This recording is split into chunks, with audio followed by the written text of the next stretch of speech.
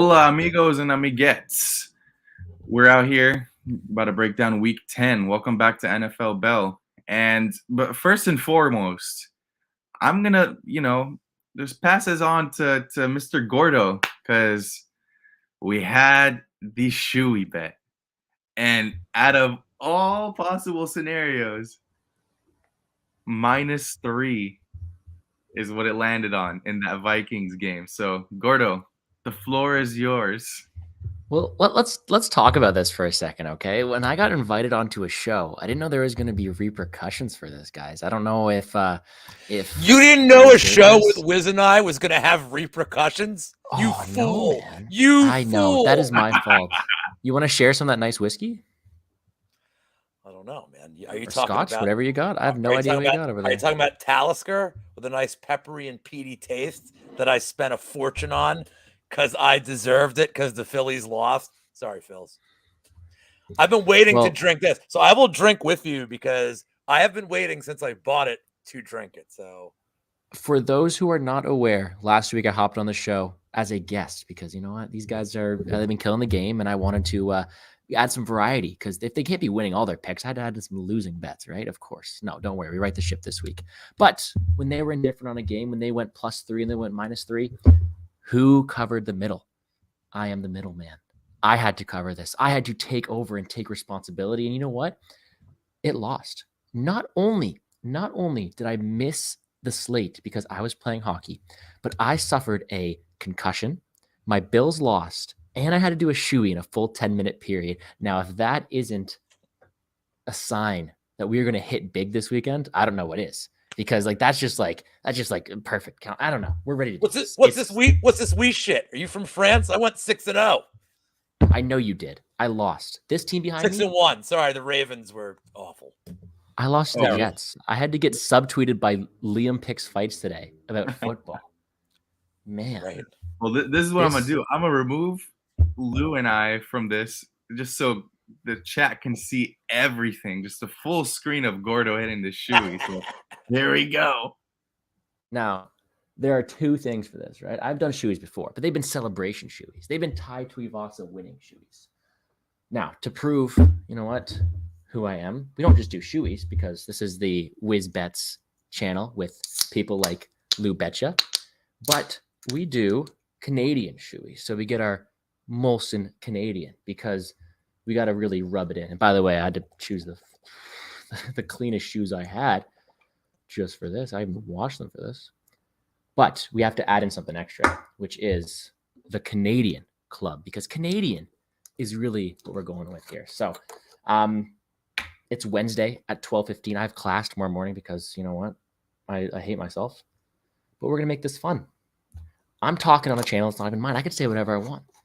And it's great experience right now.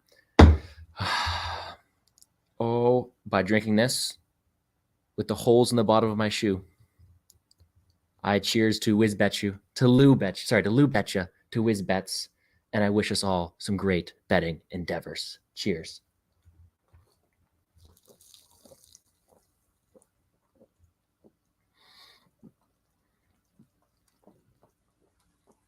Did any of that get in my mouth? Holy, what is going on? That's what she said. That was awful. Dude, look, okay, let me just say. Sir. Bravo. What is going on? Yeah. That is a clip that should not surface on the internet. Well, we can't afford. You're welcome. Now it's my turn, by the way. Cheers, boys, to a successful week. Let's get it. Shout out to WizBetYou. Oh my God, it's so fucking good. It's been too long since I had this, man. Oh, this is so good. Talisker, if you're listening, we will take you as a sponsor. Just so you know, Talisker whiskey. With that ruggedly maritime sweet smoked peat and pepper, we will take you as a sponsor gladly. This is quote of the year. You thought a show with Wiz and I wouldn't have repercussions? You fool. I mean, I just have to say this before we go on. So I was at not a charity thing, but I was out with the boys, their kids. We played a cornhole tournament, their kids' baseball team, this great time on Sunday. And they got Red Zone on, and my buddy tailed all my bets. So he's like, "Why do you care so much about the Minnesota Washington game? I thought you didn't have any bets on it." I'm like, I don't have a financial bet. And he's like, oh, you're probably going to lose the shoey. And then I'm like, he's looking at the score and he's like, did you say that kid's going to lose only if it's -3? I'm like, he's like, you are running like a god, dude. He's like, I don't care that you hit the other bets. Like, that's the bet where you're running so good that like the 1% chance hit. And I'm like, fuck. I mean, you even bought the half point just to like avoid not having to yeah. get a push. Well, I bought that half point. That's for sure. Easy. All right. Oh, Well, what is it? What? No, no. We are not done with this. Can we just acknowledge not only me coming on the show, but now there being clips out there of me doing a shoey at 12:15, spilling it all over myself, and then saying, "Did any of that get in my mouth on the air? Like, what have you guys gotten me into?" We didn't Guys, make you do that part. There's another shoey on the line here if we're in disagreement. No, I'm getting my shoey back. This is now a form of currency. Like I'm coming for you guys. All right, like, listen. Well, let's go, motherfucker. Here's what we'll do. It'll just be me and Lou against you. Oh, that rhymed. Okay. All right. I will go against you guys. We're gonna do the divide of the countries here, and I'm gonna get it back. It's whatever. Pick a game you feel. Whatever game you end up feeling the strongest about, or like your top two. If we disagree with one, you know, I'll give you like priority pick. Like, exactly. We'll give you the priority, and I'm on a strict diet, so I'll break that diet just for the shoey. I'm just fat. I'm a fat fuck. Hey, I'll be 40. I know we have a show to get to. I'll be 45 soon, so I don't fucking care. I know we got a show to get to, but while we're on the topic, do you guys know what Gordo stands for? Fat. Yeah. I did not know that until I was like 19. That's why I call you. That's why I always call you. Muy poquito. I call you. I didn't know until Spanish class. You look like Guapo Gambles with all that beer on your pants. Yeah, don't remind me. You look like El Guapo. All right, let's get this show on the road, guys. I appreciate you for having me on once again. Again, this is your show. I'm just happy to be a guest of it, and I will get you back. Let's make some money. Let's do this. First game, we got the Atlanta Falcons against the Carolina Panthers. Oh, God. Falcons laying 2.5 on the road against the Panthers. We've seen this matchup before, and it was a very weird outcome, very weird game where the Panthers were able to score. So, Gordo, you're the guest here, so lead it off. I feel like I own this place now. For those watching, thank you for joining us, but also show some love to Wiz. Hit the like button down below. Okay, let's break down Thursday Night Football. First things first, I have Lamar Jackson in fantasy. He's on his bye week. Is Marcus Mariota the guy to step up? Who knows? This is a game where I have bet it 2 weeks ago. I was very heavy on the over, and did it deserve to cash? Not necessarily, but it cashed by a mile. And when I'm looking at it here, I'm looking at the game script and what's going on, I'm tempted to go back to that well, but I don't think it necessarily is the smartest move here, because we look at that game and we have to throw it all out the window, because the game we saw in the first 3 quarters was completely eliminated by that just gun show at the end. So I don't think I can go back to the well here with the over. I think it's a game where I actually lean the Falcons spread again, and I don't want to get hurt by it, but man, I don't know. The lean is going to be Falcons -2.5. However, I actually was just going to listen to you guys on this one, because I don't feel like I deserve to win that over. Like I think I had 3 units on the over last time they played, and I don't think I deserved it. But that late fourth quarter shootout was definitely helpful for there. So my read says over and Falcons again, like last time. That's the same read I had 2 weeks ago. However, I feel like I should be learning from my mistakes in this spot here. What do you guys think? Lou. All right. So there's a couple of things here. There's varying reports as to who's going to start quarterback for Carolina. It looks like PJ Walker, but he may not play the whole game. Like, they're going to get, which is crazy. They're like, well, we need to evaluate Darnold. Here's your evaluation. Darnold stinks. So I don't know what they're tanking, but not really. Okay, that's number one. AJ Terrell is out for the Falcons. He's their biggest guy that's going to be out, but it's not going to matter, because that means you have to have somebody throwing, and like it doesn't. I don't think it's going to affect this game. Meanwhile, Carolina is coming off giving up like Bo Jackson Tecmo Bowl stats to Joe Mixon. Joe Mixon had 5 touchdowns, 170 some yards, and honestly, he could have had Like, he could have had way more. Like, if you went against him in fantasy, like, it sucked. Poor so, did I lose? Oh, did free win lose? Oh no. But but that's something that matters here because Atlanta, Mariota's over is set for I think 164. Like, we know the game script from Atlanta now. And now with Cordero Patterson back, you've 3 backs they're going to platoon. I mean, Algiers looked really good, but it's the product of the system too. Mariota looks good when he gets out in space. So honestly, I hate lines like this where I feel like I'm being trapped. It has to move and it opened at 1.5, went to 2.5.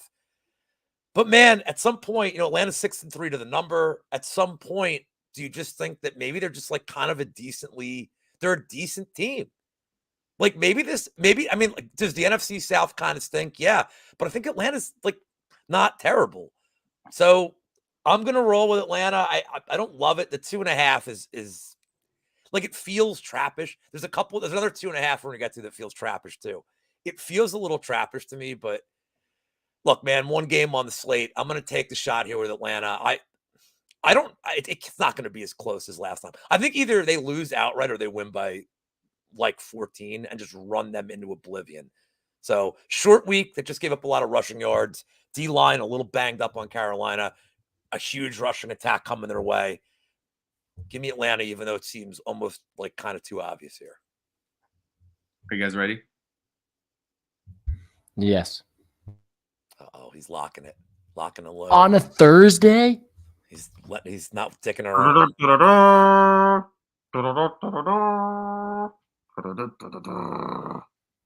What is this game of the week? Atlanta Falcons -2.5. Lock it in. No. At least we're together. And I'm gonna keep it at that. Falcons should roll here. I don't think the result from the first game is gonna get repeated here. Atlanta has every week by week they've improved their offense, specifically their rushing offense, and now that they have Patterson back, I think that their offense is going to be able to score left and right on the Panthers. And given the quarterback situation for the Panthers, it gives me that much more conviction. Man, that 2.5, I know it does feel like a little bit of a trap, but we did see line movement. These are two teams that are not really like doing the best, like record wise. But man, I can't look away from the Falcons here. It's too attractive at -2.5. Even if you wanted to be safe and take the money line, sure, -145 isn't that bad of a price against a team like the Panthers that can't really stop the run all that well. And I think Mariota is going to have some decent pockets to throw. And when Mariota throws, it's for chunk yardage. And when you have someone like Kyle Pitts and Drake London, who are starting to get a little bit more acclimated with the quarterback situation, I think they're going to steamroll the Panthers here. I wouldn't be surprised if it's a huge like difference in the score, kind of like a 31-7 kind of score here. Oh dang! I'm dang! Pretty confident in that. So give me the Falcons and give me the Falcons big. Can I give you a quick stat that it doesn't apply to this game, but it's hilarious? Go for it. First year coaches are they're about 40% money line and ATS on a short notice game. But Arthur Smith isn't even the shortest notice coach in this game. He's going against an interim coach, but just wanted to throw it out there. It's kind of an interesting stat about the short week for preparation. For this game, it doesn't matter because they're both new coaches, but yeah, that's to me. I just think that this spot, and especially like my man MMA locker room is saying, shout out to you, Nick. If Atlanta tries to go with some trick plays here with Riddler, it can get even worse for the Panthers because I actually rate Riddler a lot.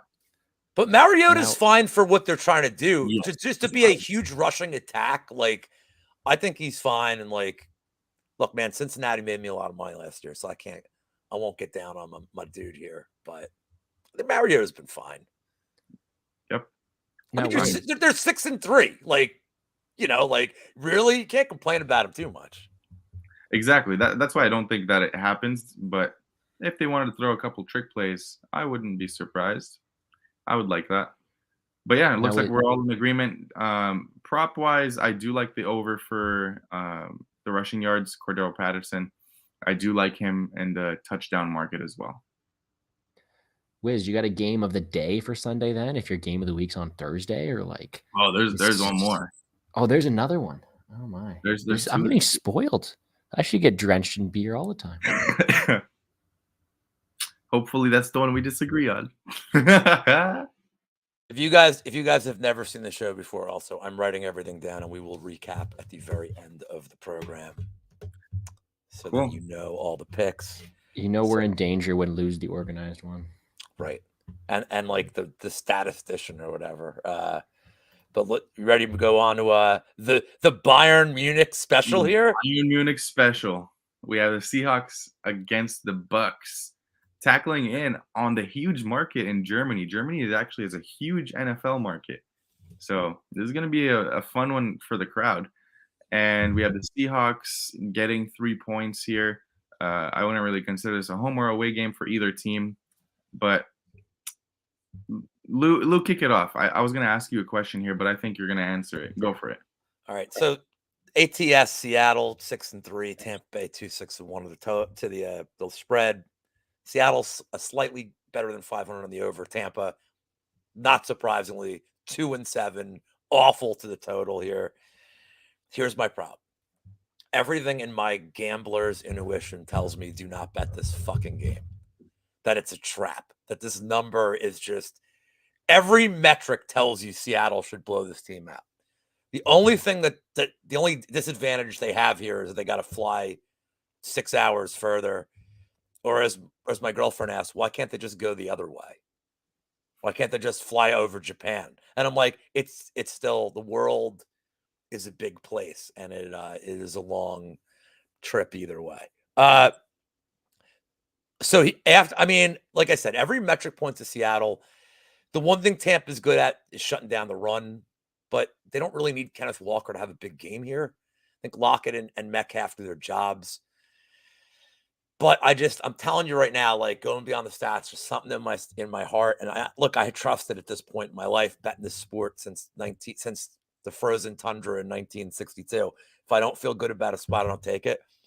So how I'm going to target this game for the sake of the show, I'll say Seattle. But the bet, and this is I have a feeling Wiz is gonna. I should just not say it and let Wiz do it. But this is an excellent teaser leg to take Seattle up to 8.5 or 9. You're crossing when it was 2.5. It just went up to 3 today. But when it was 2.5, you're crossing 2 key numbers. You're crossing 3. You're crossing 7. Even in the new NFL, you're crossing 8. That's excellent. You get this at +9. I love it. If Tampa Bay wins, they're not capable of blowing out anybody like the way they play. So they'll be part of a teaser. I'll have no bet on this game. Even though like every metric says take Seattle.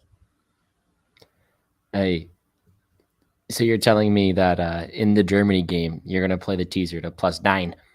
+9! Give me 9s! Nice job. 9! You know, I should have if I knew we were going to do that joke, I would have shaved off the beard, just give myself a mustache, bro. Could have done it right. Shout out to our boy Liam. Yo, a horseman want to jump on? The horseman. The horseman. Hey, Liam, if you want to jump on, I'll send you the link. But yeah, I completely agree. I think Seahawks are the spot here. And you read my mind. It's a perfect teaser spot for the Seahawks. I do think they win with the original spread too. Tampa is just not playing inspired football at the moment. He's undefeated since the divorce. Since the divorce, since before the divorce, BD before divorce. Tom Brady just looks a little bit different this year. He's not the same old Tom Brady. His receivers are dropping the ball. Leonard Fournette is struggling to get the consistency that he once had, and he's growing frustrated. He expressed that in the media a couple days ago with him not being happy with his workload and how much he's getting the ball. So I think the Seahawks are a great matchup against the Buccaneers, and I think they run away with this one. But I would rather take it in a safer spot with that teaser. And there's a bunch of games that you can line this up in the teaser spot with the Seahawks. So, yeah, I'm ultimately leaning towards the Seahawks here. Gordo, what you thinking? Yeah, the Buccaneers are on the short list of 2 teams that are on the no bet list right now, and again, purely just due to their performance. I will say though, purely just because a very let's call him a good friend of mine, someone I know through the Twitter sphere, is heavy on the Seattle Seahawks +3, and a guy I've never met, guy I've never seen his face of, but I've been messaging him. Says he'll put a shoey on the Seahawks +3. So I just want to see that happen. Like I'll That's be cheering gimmick for the Bucs. infringement. You know what? It is. And you know who you are. And you know that you texted me saying, "Hey, what about that Bills loss? I hope the Seahawks lose for you." Oh, And that's somebody's all I'm talking gonna say. shit? Oh. They are. They Oh, are. dang. They're dude. gems. They're gems, and I appreciate them. Is it Tim But Andercust no. from the no, Mayo Media Experience? No. No. He's a big Jets truther. From a actual serious perspective, this is a very, very interesting game for me because I actually am decently excited to see how it shapes up because the Buccaneers have been a team that I've been hoping get back to the normal stature, and the Seahawks are a team that I hope are going to regress one day. When I look at this from a betting perspective, it doesn't look like the best matchup for the Buccaneers because the Buccaneers have been able to benefit off of people lacking and really not holding it always to the best standards, and that's why the Rams really struggled the fourth quarter, and that's the only reason the Bucs won. But you're playing against Geno Smith, one of the most consistent quarterbacks right now, the guy who's been able to just consistently put up good numbers. It doesn't look like a good matchup because if you're a defense who's relying on the other team to mess up, or if you're an offense who needs those defense to make those stops to win a close game, the Seahawks are going to put the points on the boards no matter what, unfortunately. So I actually lean towards Seahawks +3, but again, with a team like this, it's a no bet list. I got to stick with my gut. And I know it was the Jets +11. And you guys know I never bet on the Bills. I just take that one with pride, and it just hurts. It's okay. It happens. Thank I know you. the heartbreak is I needed to carrying hear over, that. and the shoey helped you out a lot. No, I On did to not. the next game. We got your team, the Vikings against the Bills. The Vikings are the visitors here, and the Bills are laying 3.5 points on news about Josh Allen being He's out. injured. Is he out? Have they ruled him out? He has been downgraded to, they said, like 5% chance he plays. Okay, So you're telling me there's a chance. Because the last I have intel. I have a source that he's not going to play. Okay, yeah, because the last I saw was that he was going to try and play through it. But I guess it's my turn on this one. I mean, it's going to be tough to even break. Are you this one passing? down. You better not goddamn pass like you did every time last week. Honestly, it looks like it's starting that way because I'm not going to bet on a game where we don't have too much info. Like right now, that news is surprising because I literally just read that he's going to be playing through the injury this morning, but it could have changed from then till now. But a Bills without Josh Allen, we have not seen that team all that often. Like maybe one game, I believe it was, and they did not play good. So, do I take the bait and take the Vikings here against a Bills defense who's still pretty good? And I don't really trust Kirk Cousins all that often. He can like play good against these lower level bottom feeders, but when it comes to great elite defenses, that's gonna be tough. I don't really trust him, so I'm completely laying off of this game. There's too many unknowns for me. Yeah. Oh yeah. So again, we all know I'm not betting on this game. Like I never bet on Bills games. I don't do it. It's part of my routine. But why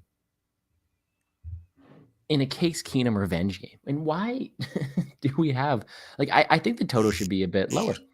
Sorry, a bit higher. Sorry, I think the total should be a bit higher. I don't know. I'm not betting this game. I'm just playing devil's advocate. I'd love to hear your thoughts on this.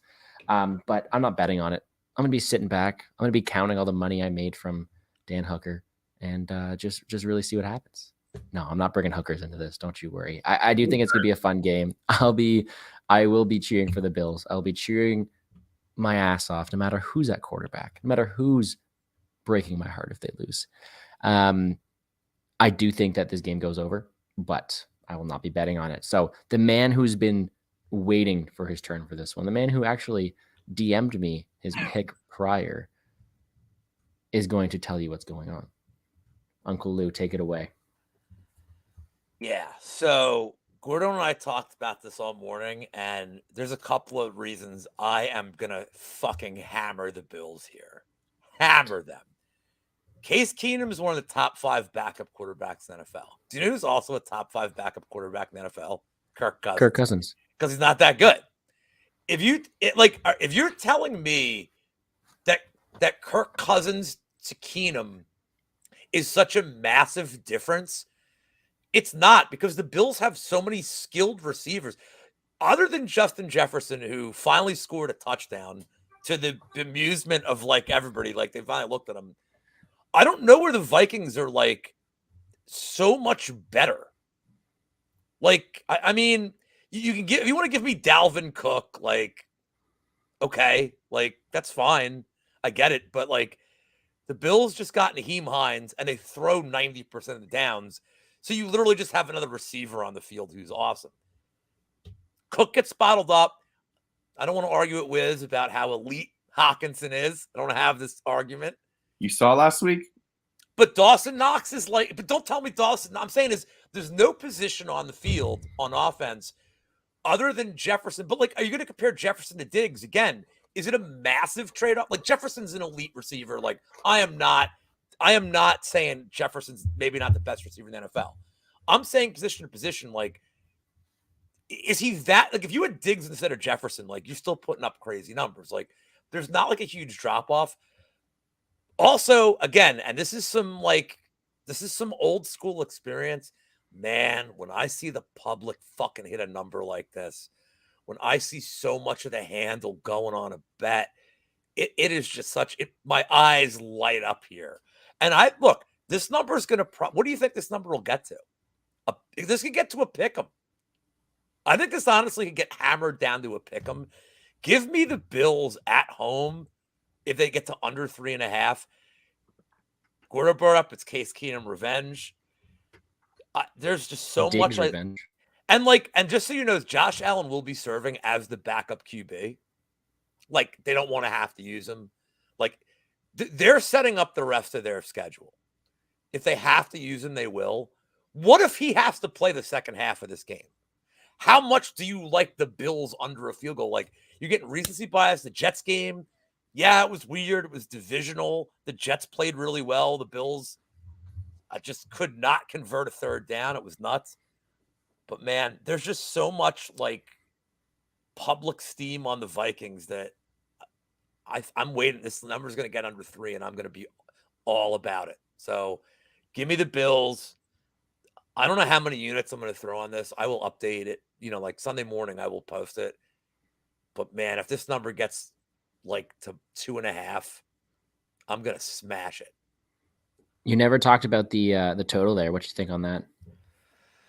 I think for the Bills to win, I mean, look, one of the things I've always been critical about the Bills is they're terrible in short yardage. Like, they're bottom 5 in the league in converting second and ones and third and ones. Like, they just need Jacoby Brissett. All they have to do is trade for Jacoby Brissett and then convert every goddamn third and one, because that's all the guy does. Just like, he gets it every time.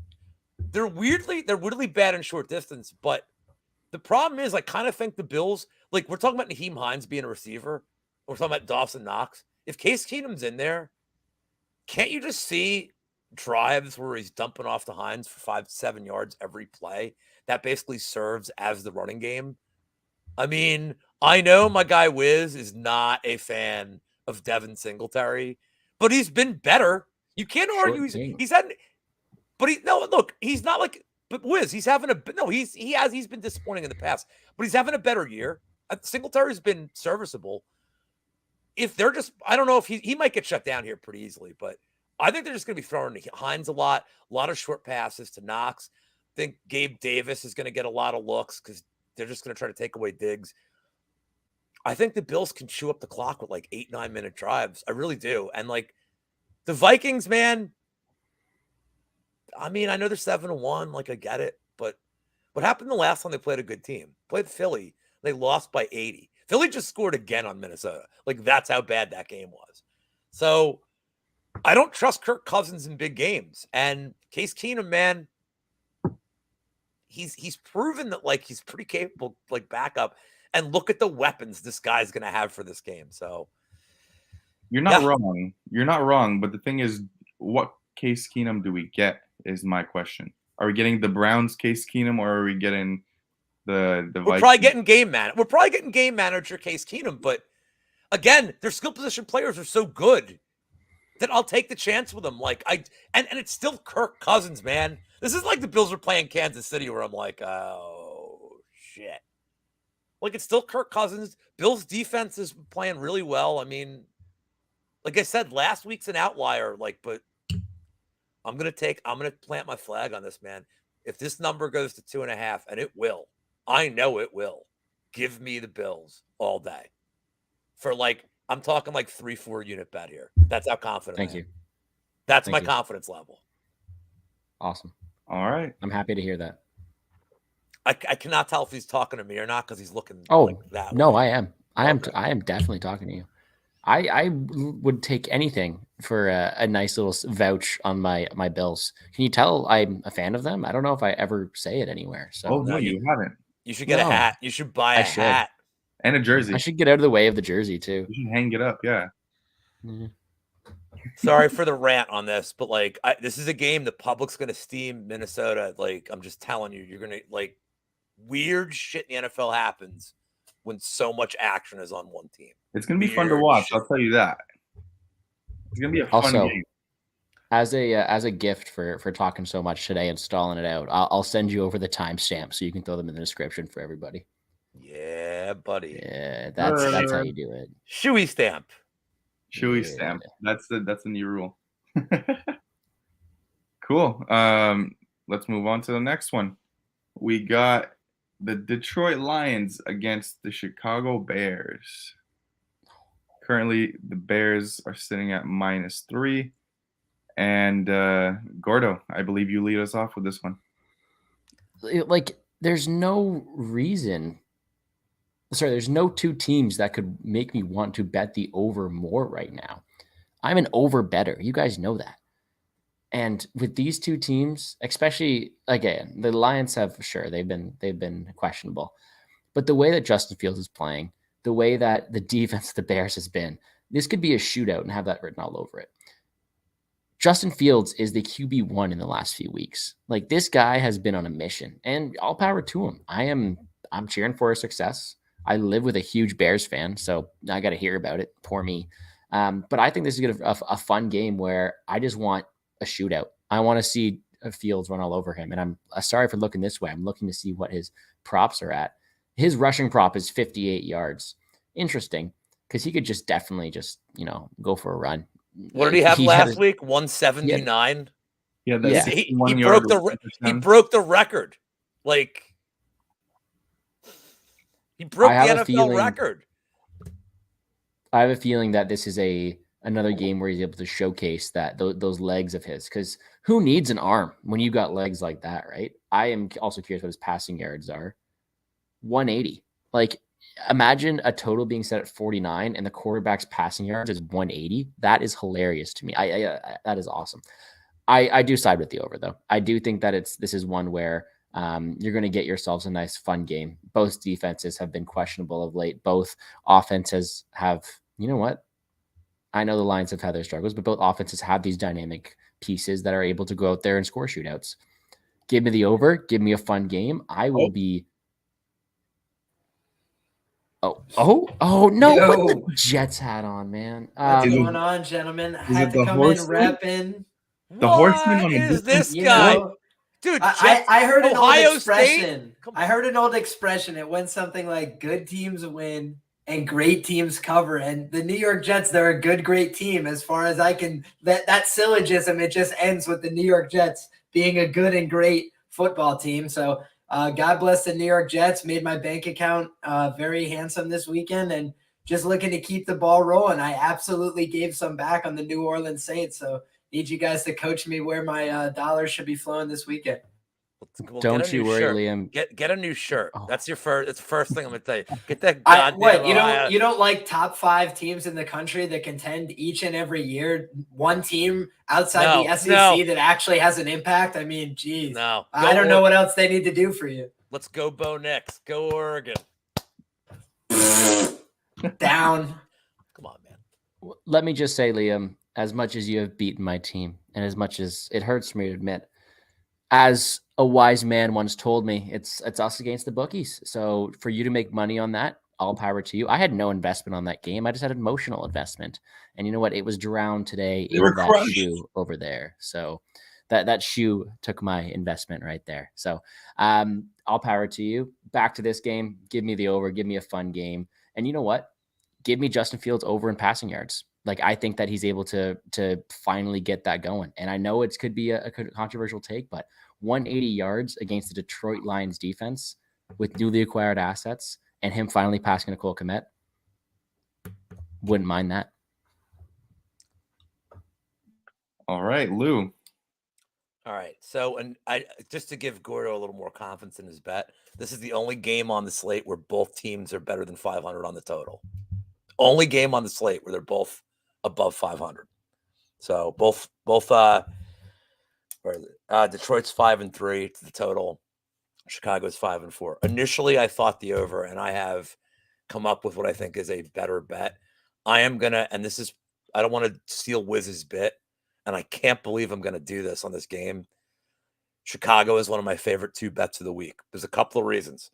The reason I'm not giving the over here as my best bet, it's gonna be 34 degrees. It's gonna suck ass. It's gonna be cold as shit in Chicago. It's going to be anywhere between 15. It might be up to 20-mile-an-hour winds at some point, but it's going to be at least 12 to 15. So that takes a lot of the passing game out of it. It's the only reason I'm Good to know. being a little leery of the over. That being said, do you know how many plays DeAndre Swift had last week for Detroit? Wasn't it like 7? 10. That's it. So I don't know if something's wrong with him and they're not releasing it. And as good as Jamal Williams can be from the goal line, I don't think he's a primary back, which leaves Jared Goff in crappy weather throwing to, and it doesn't even matter who they have as a receiver. If I just say Jared Goff is throwing in crappy weather, that should be enough right there. I think Detroit may actually struggle to score here, but the bad weather is not going to put Chicago off. Montgomery's been serviceable. I don't think he's been great, but Khalil Herbert's been like, I mean, Wiz, you know, any week I'm like, what's his prop? What's his TD prop? Like, what's his rushing total? Like, he's my Omer Yurt 7 of the NFL right now. He's the backup that I'm like, I don't care what his prop is. Like, let's go. Because they can't, the lines aren't catching up to him. And his TD props are always great because they're like, oh, well, he's a backup running back. He doesn't get goal line work. But he does, man. He gets 52% of the touches in the red zone. So he's getting more goal line work than Montgomery. So I love him as a prop here, but Chicago -3. Look, man, I kind of feel like they figured something out. The Miami game, they look great. They battled. I know there's no such thing as a moral victory, but my God, what a fucking game that was. Like, and they looked great. And Detroit is coming off winning their Super Bowl. They snapped a 5-game losing streak. They beat Green Bay. They beat Rodgers. There's an emotional rush. They got off the schneid. I think they come in here flat. I think Chicago runs it down their throat the entire game. I'm not just betting Chicago -3. I am going to alt line the shit out of this to 6.5. I may go to 9.5 too. I think Chicago blows them out. I think this could be like 31-7. So I'm leery of the total despite the trends, only because of the weather, Gordo. That's the only reason I'm kind of like a little bit leery about it. I think the weather will not affect Chicago. If you like the over, take a look at Chicago team total. Because Detroit can't stop shit. Detroit didn't stop Green Bay last week. Did you see that drive from the 1? Yeah. Did Detroit stop them? Or did Aaron Rodgers stop them by doing nothing on 3 downs and then throwing across his body? That, by the way, that pass wasn't even going to end in the end zone. Hutchinson, when he picked it, actually, they should have probably put the ball at the 1 because he ran backwards into the end zone there. Rodgers, like alligator armed it. So, look, man, Detroit got their Super Bowl. They snapped a big losing streak. Congratulations to them because I'm no Rodgers fan. But I think this is a absolute smash spot. One of my most confident plays of the week is the Chicago Bears -3. And take a look at the team total if you want to do that too. 25.5. I think they may hit that by the middle of the third quarter. I think they look what they just did to Miami, dude. They scored like every drive. And Miami does not have a great defense, but like Detroit's defense is really bad. Hutchinson's fine, but like their secondary is just Horrible. I mean, the thing is it doesn't seem like it matters here if Chicago is going to be running the ball, but if they cheat their guys up to stop the run, at least Pettis is fast. At least Equinemi is St. Brown. Like all the receivers are the same guy. They're all burners. Like every single one of their receivers is a burner. Canadian if they goat cheated- Chase Claypool. If they stayed in, well, hey, another week, Claypool, another week in the offense. Well, he's maybe not a burner, but like the team's not slow. I think another week in the offense. I just love Chicago here so bad, and that's sorry for that one. This is my strongest play of the week.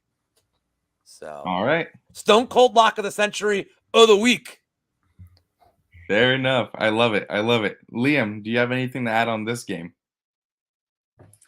Not much, man. I would say that, I took the Bears in their last game plus the points against the Patriots.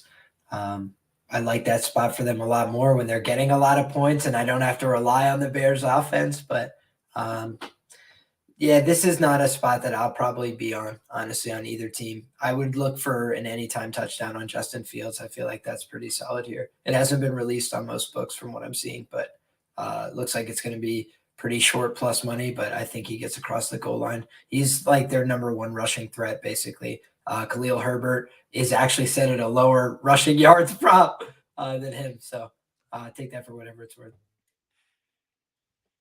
And to cap it off, this was the second one I was talking about.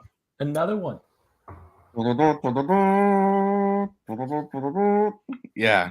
This was my first.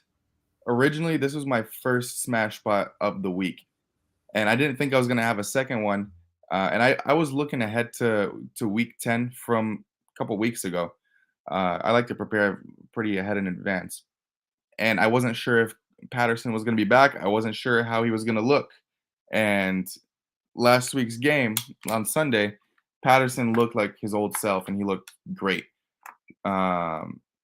So that ultimately led me to having the Falcons as my second smash spot. But yeah, I think the Bears run all over the Lions here. I really like Darnell Mooney's receiving yards. Sorry. I like his receiving yards over here.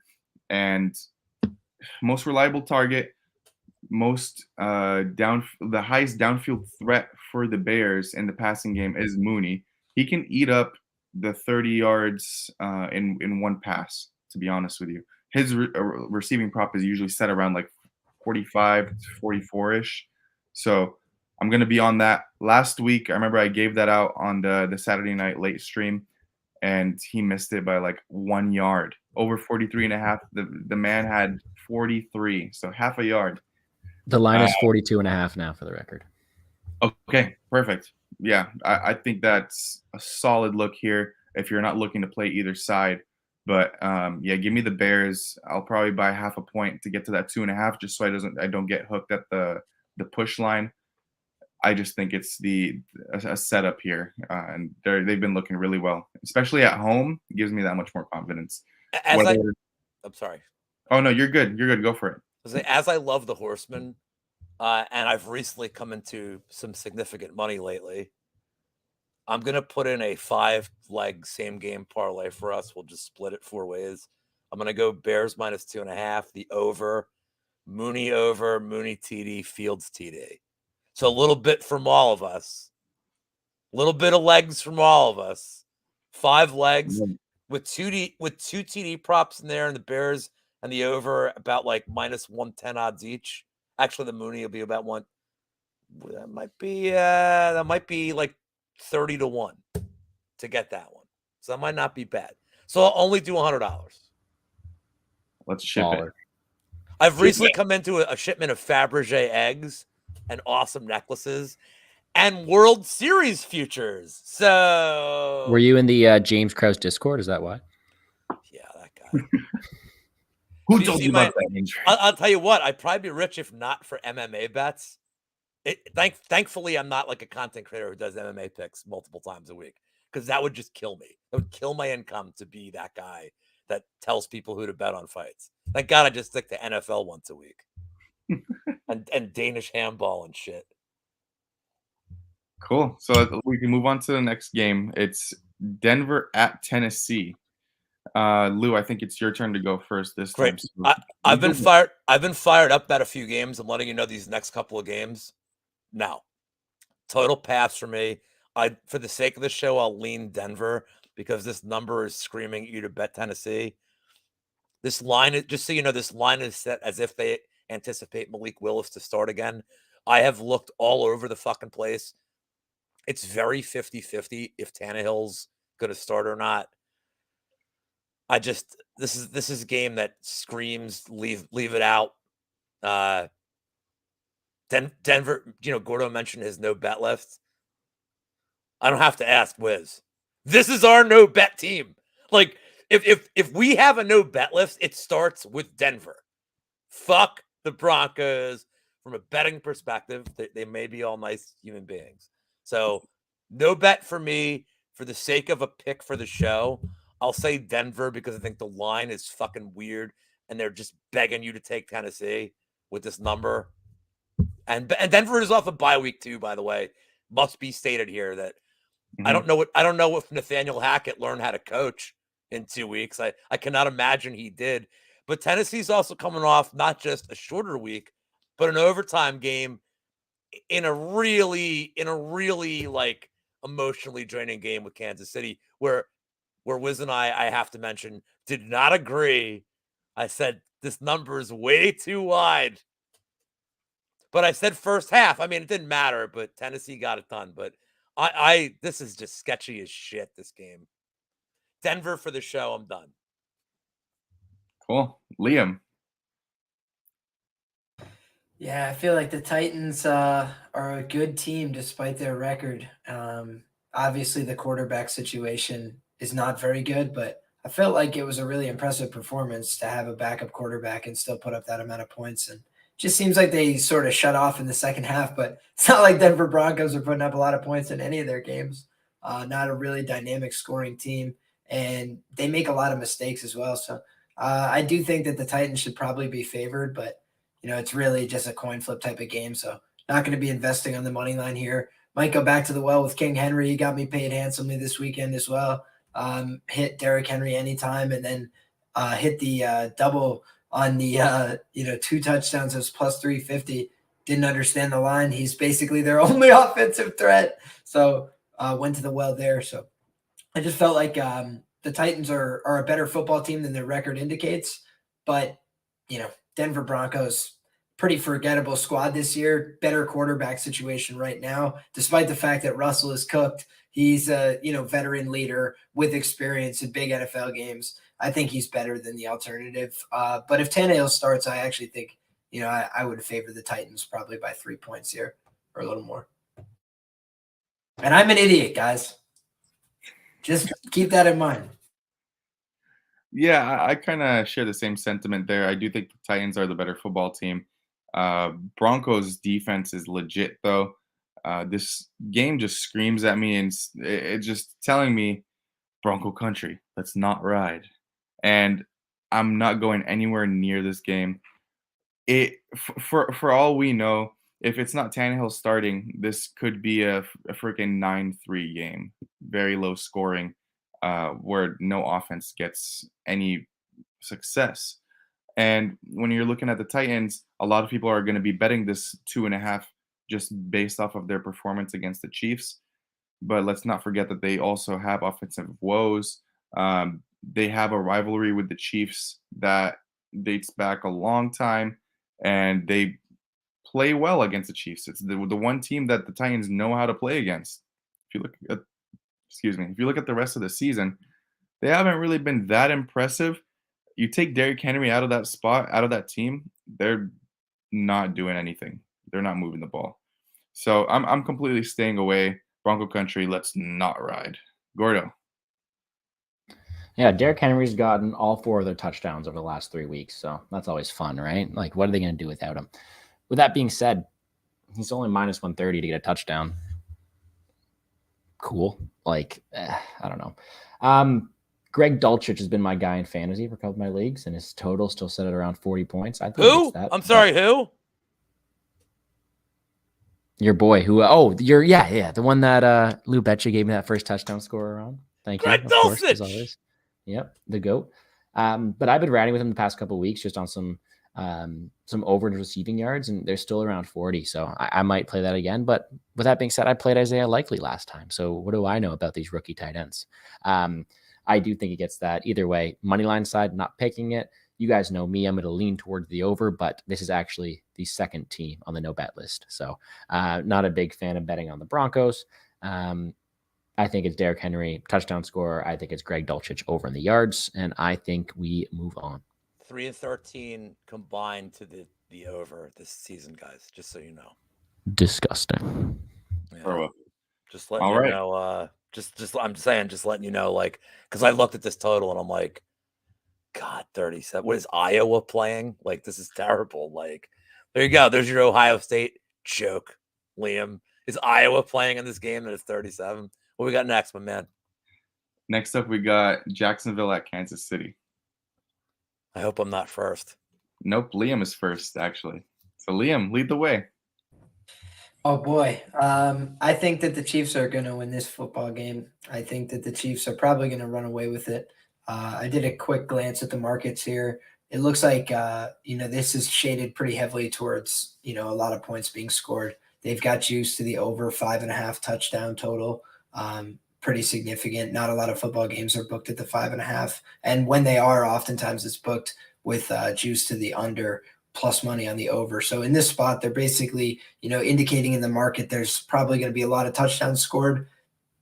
Kansas City, despite the fact that they struggled in that game against the Titans, gritty to pull out the win there, flip the result on them from last year. So prevented the big upset. Obviously, it's a scare in that spot, but I don't think that Jacksonville has shown the same form in recent football games that they did at the beginning of the year. And I think that they have a significantly worse quarterback situation at this point.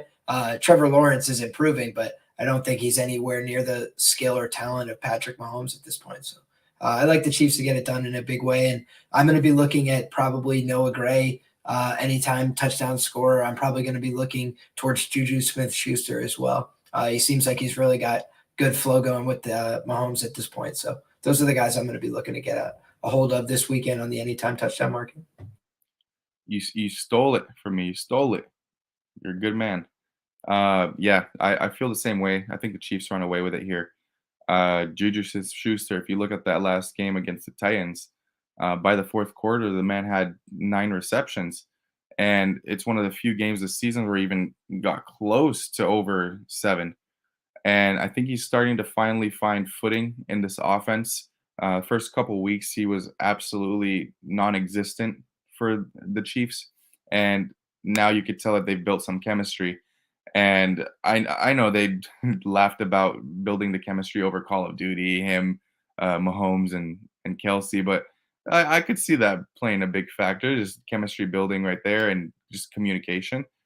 But ultimately, I do think the Chiefs run away with this, and I'm curious to see what I can get that first half line at, first half team total specifically. 14.5. 14.5 first half team total. Yeah, I think I'm probably going to be hitting that all day. I think they probably get it done within the first 3-4 minutes of the second quarter. So my bet on this game is going to be that first half team total over 14.5. I don't rate the Jaguars defense. And we saw what the Raiders did to them in the first half last week, although they came back and eventually won that game against the Raiders. But in that first half, the Jaguars just looked completely lost. And giving up deep balls like that against the Chiefs is not going to serve you any well. So give me that team total first half over 14.5. I had that circled immediately, just knowing that you'd say it, and you leading me on that the path the past couple of weeks, just because such a bright man. I had to go look at that right away for you. But I agree with that first total, or the first half total. Of course, you'd like to buy it down to 14, but I think it hits over 14.5, no problem. This is the odd game where my gut feeling actually leads me towards the under. You guys know I hate betting unders, but that's where my gut's leading me to. Whether that be because I anticipate a blowout, whether that be because I anticipate public love being on the over here, I just can't feel as confident in the over 50 than I would like to in this spot here. So the lean is going to be the first half for the Chiefs and the total game under. LouBetya. I would like to just start by saying I have drank way too much of this $90 bottle of Talisker with its ruggedly maritime sweet smoke, peat, and pepper taste. This is supposed to last me into my birthday. I'd be surprised if this lasted till the end of the show. But have fun with this one, boys. I am sitting this one out. I don't care what the metrics say. I don't care what stats all three of you pulled out. Last week, I talked about the Pat Mahomes as a 9 or 10 point favorite in his career is 23% covering. I want no part of that. This game screams backdoor cover to me. You guys are talking about first half bets. That's the way to play this game. You'll get them under a touchdown first half. If you want to do that, like, that's great. I'm telling you right now, at best, this is a teaser piece, but it's a 10-point teaser piece because you're only crossing, you're still getting them at 3.5. And like, I know it seems like it's obvious, but guess what? This is why I'm on the show. I've been betting since we had a fucking dude with a blue punch ticket street on the corner in South Philly, 20 some years ago. Get to this point in the season, man. These lines are just, they know, man. And everything points to Kansas City. And I just, they know so much money is going to come on KC. One bet I will give you in this game, if you can find it, because it's not hasn't come up yet. Whatever Lawrence's interception prop is, all day. He's got 6 picks. And more importantly, he has 3 in the red zone within the 10, which is, he's 1 away from the NFL record, which is like baffling. Like Liam mentioned about like his improvements. The thing is like, of all the dudes in that class, Mac Jones looked great. Now they don't know. Fields looks like the best of the batch. Like, it's weird. Like, Lawrence is regressing, and I don't know that it's Lawrence. I think Justin Fields, I thought he was great. Dude, he made me a ton of money at Ohio State. I don't hate Ohio State, Liam. I live with a Penn State fan, and I don't give a shit about Penn State unless they're making me money. So, like, I don't have a problem with OSU. I just like trolling you. I understand. I have no faith. Daniel Jones. Not only do I have no faith in Lawrence to make good decisions anymore in the red zone, but we're talking about a game that is a 10-point favorite. This, no matter how much Etienne they want to feature him, Jacksonville's not going to have a choice. The script of this game and the whole second half is going to be pass heavy. So whatever Lawrence's interception prop is, again, he's 6 props through 9 games. So 1.5 a game. Do the math. If you get it at better than minus 150, unless my math is wrong because the scotch, but I don't even care. I don't care if it's minus like 180, 200. Like, I think he's safe to throw a pick here because the script will call for him to throw 40 plus times. So there's my bet for the show. As far as a pick, I'd rather go KC spread than team total because I don't know that Jacksonville's really going to score. But I don't know, man. This could be another public hammering of Kansas City, and I just want no part of it. Knowing Mahomes' record in big spreads is just horrible traditionally. And we have enough data points to prove it. So I'm not trying to scare you guys. Like, Jacksonville sucks. But I'm going to sit this one out. But I like the pick prop. Fair enough. Moving on to the next game. We got Cleveland at Miami. And I think I'm starting on this one. You better not pass because this is a great game to bet. Oh, absolutely not. Put your glasses on. No glasses on this one. This is a regular one. The glasses is over for the show. It's just FYI.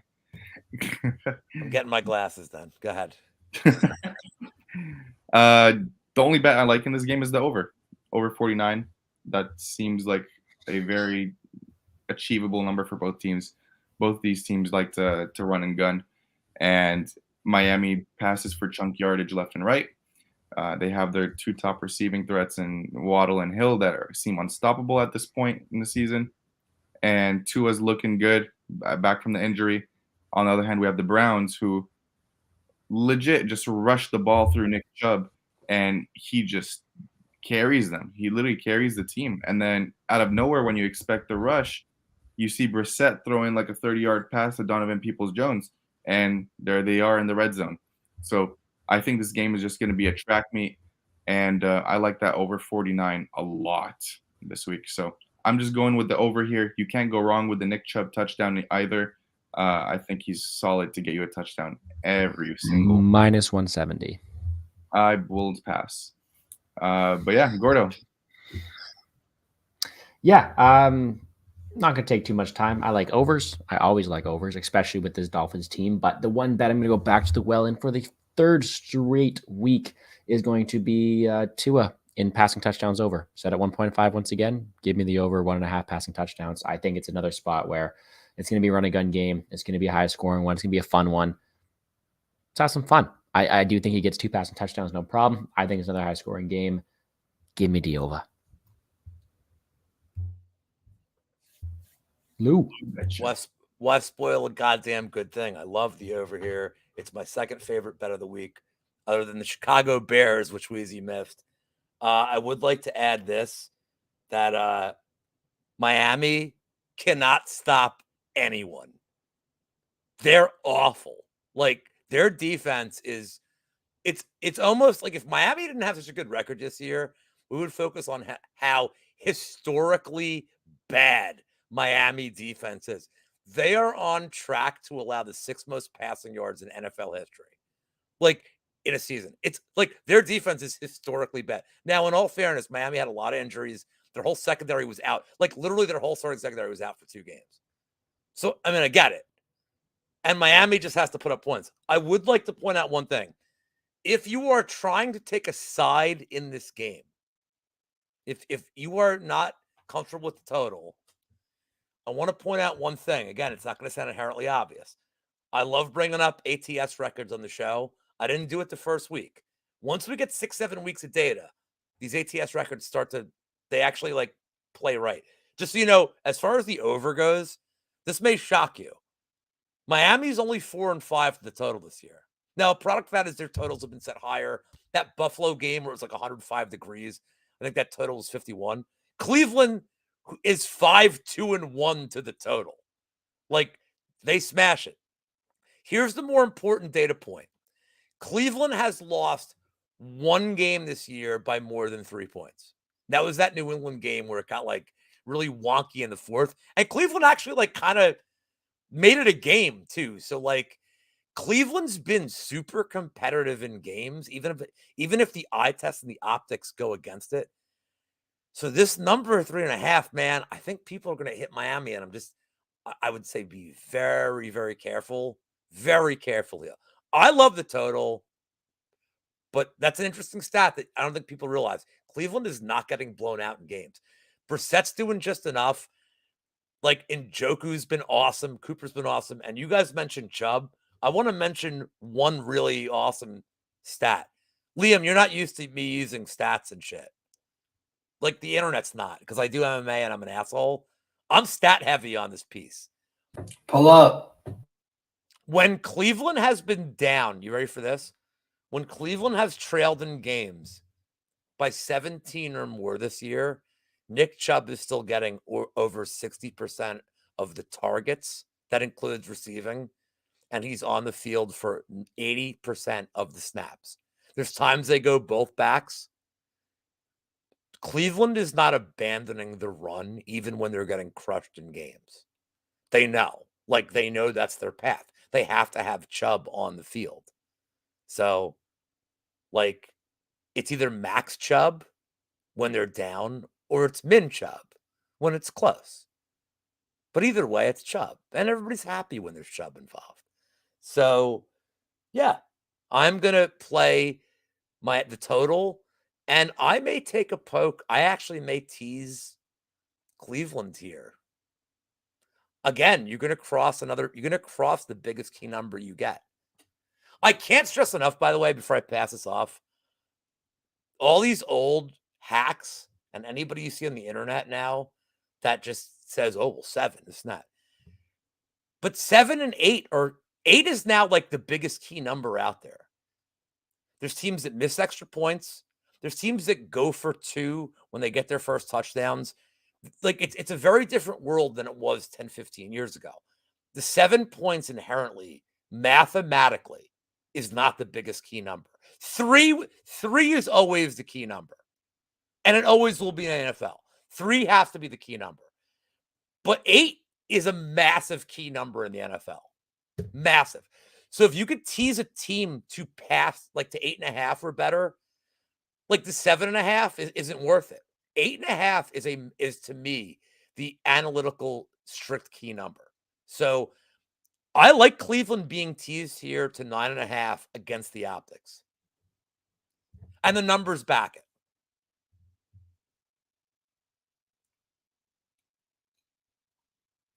Sorry, Wiz, I'm done. No, you're good. You're good. We need all the breakdown. Liam, what do you think? All of it. Well, I'm biased as shit. All right. I went to school in the town that the Cleveland Browns training facility is in. So had a close relationship with the Cleveland Browns. And I'll tell you what, this is a pretty good Cleveland Browns football team this year, in my opinion. You know, I think that their season kind of was made or broken on whether or not they were able to get that big decisive win on Halloween. And they were able to get it. You know, they end up not trading Kareem Hunt, even though he was on the block. And, you know, they've got probably the best 2-back situation in the NFL right now, in my opinion. I think Nick Chubb is the best running back in football. That's debatable, but I think certainly in terms of the impact he makes for his team, he's probably number 1. And Kareem Hunt is an effective red zone player. He's an effective catchback. He can, receive the ball very well. He's fast, and he's a big hitter himself. So when they need critical yardage, they can go to either guy. And I think that is what makes them a dangerous football team. In terms of Amari Cooper coming in and being a consistent, reliable target for Brissett, I think that's something we've seen emerge over the course of this year. He's, again, been one of the more dynamic wide receivers in the league. So I think that this is a very offensive, well-balanced matchup. I think the Cleveland Browns actually may project to be the better defensive squad here to lose points. So for those reasons, I would be more interested in the Cleveland Browns plus the points here, seeing it as high as +4 in some places. And I think that that's probably good. And I think, you know, it would not be surprising to see the Cleveland Browns win this game outright. But I also think that Miami might be able to pull it out down the stretch. They are an offensive dynamo. They've got a little bit more ability to air it out. So I think that they might be able to, you know, get those critical touchdowns late in the game. But again, a game where you expect a lot of touchdowns to be scored. I think a lot of them come on the ground here. I think Mostert probably gets across the goal line as well for the Dolphins at some point. And I think that in terms of the Cleveland Browns, you know, some of the books are already reflecting Kareem Hunt is like, you know, even money to get a touchdown here this week because he basically did all the work and then didn't get the red zone touch last week after getting them there on several drives. So I think that Kareem Hunt, for sticking around in Cleveland and for gutting it out as the backup here, he might get a couple touches in the red zone this week to appease him and have him not like bail out on his contract and shit. I think he's going to score in Hunt too. Yes. Before we move on, unmute. Because you and I, was it like 2 weeks ago when we were like, it was a trade deadline and you were like, you hammered his touchdown prop. And I'm like, because I love betting Kareem Hunt touchdown because they give him tons of touches, like in the receiving game and the running game. The only thing I told you, I'm like, man, I think they're going to trade him. And I was so wrong. I mean, like, I was crazy wrong. But because you were like, well, they boosted 2 guys to score. And you're like, so one of them's not going to score. And I'm like, yeah, it might be the guy they're trading. Like, that might be the boost. But I was wrong. And I'm glad I was because I'm not a Cleveland fan. But watching the 2 of them back there is awesome. Like, it's Chubb's out. You only have Kareem Hunt to deal with. Like, oh no. So I just want to say, like, because we had talked about that, like, and you know, yeah, like now's the time to fire on all his props, dude. I also beat the line by like $1.50. I just want to mention that. You are like, you're like our god. You're our CLV god, my brother. Yeah, exactly. I went to the bank and cashed out all my CLV that day. I was like, I thank you guys. I appreciate it. You're I'll the see you guys next Gambus. week, same You're the time. Gambus of the NFL. I can only hope to be. Busting balls. All right, I'm done. Sorry. Hey, Liam's a guest. I got to bust his balls. Oh, shit. We're going to have to get Liam in this shoey. Oh, if we do have one. No, That's we're going to gonna have happen. one. Oh, I'm thinking. Well, Liam's on the show. It means he by signing up for any future guests, Wiz, it's our show. Tell me if I'm wrong. By coming on the show, you waive any right. Like you're doing the goddamn shoe if you lose, right? Yeah. Am I wrong or not? No, it sounds fair. Hey, Liam, you want to run the Horseman on MMA? That's one thing. This ain't MMA, son. Hey, I'll do it. I'll do a shoey for the right situation. I'll risk a shoey certainly. I probably win that shoey bet, but we'll see. Well, Gordo lost a shoey on like a 1% chance. So on which one was that? It was last week. It was the Vikings against. Watch the show, bro. Hey man, I'm getting into the show now. The first time I watch, I'm on. Wiz, so here we go. Wiz, you tell him? I'll here. Wiz, tell him how exactly you and Gordo.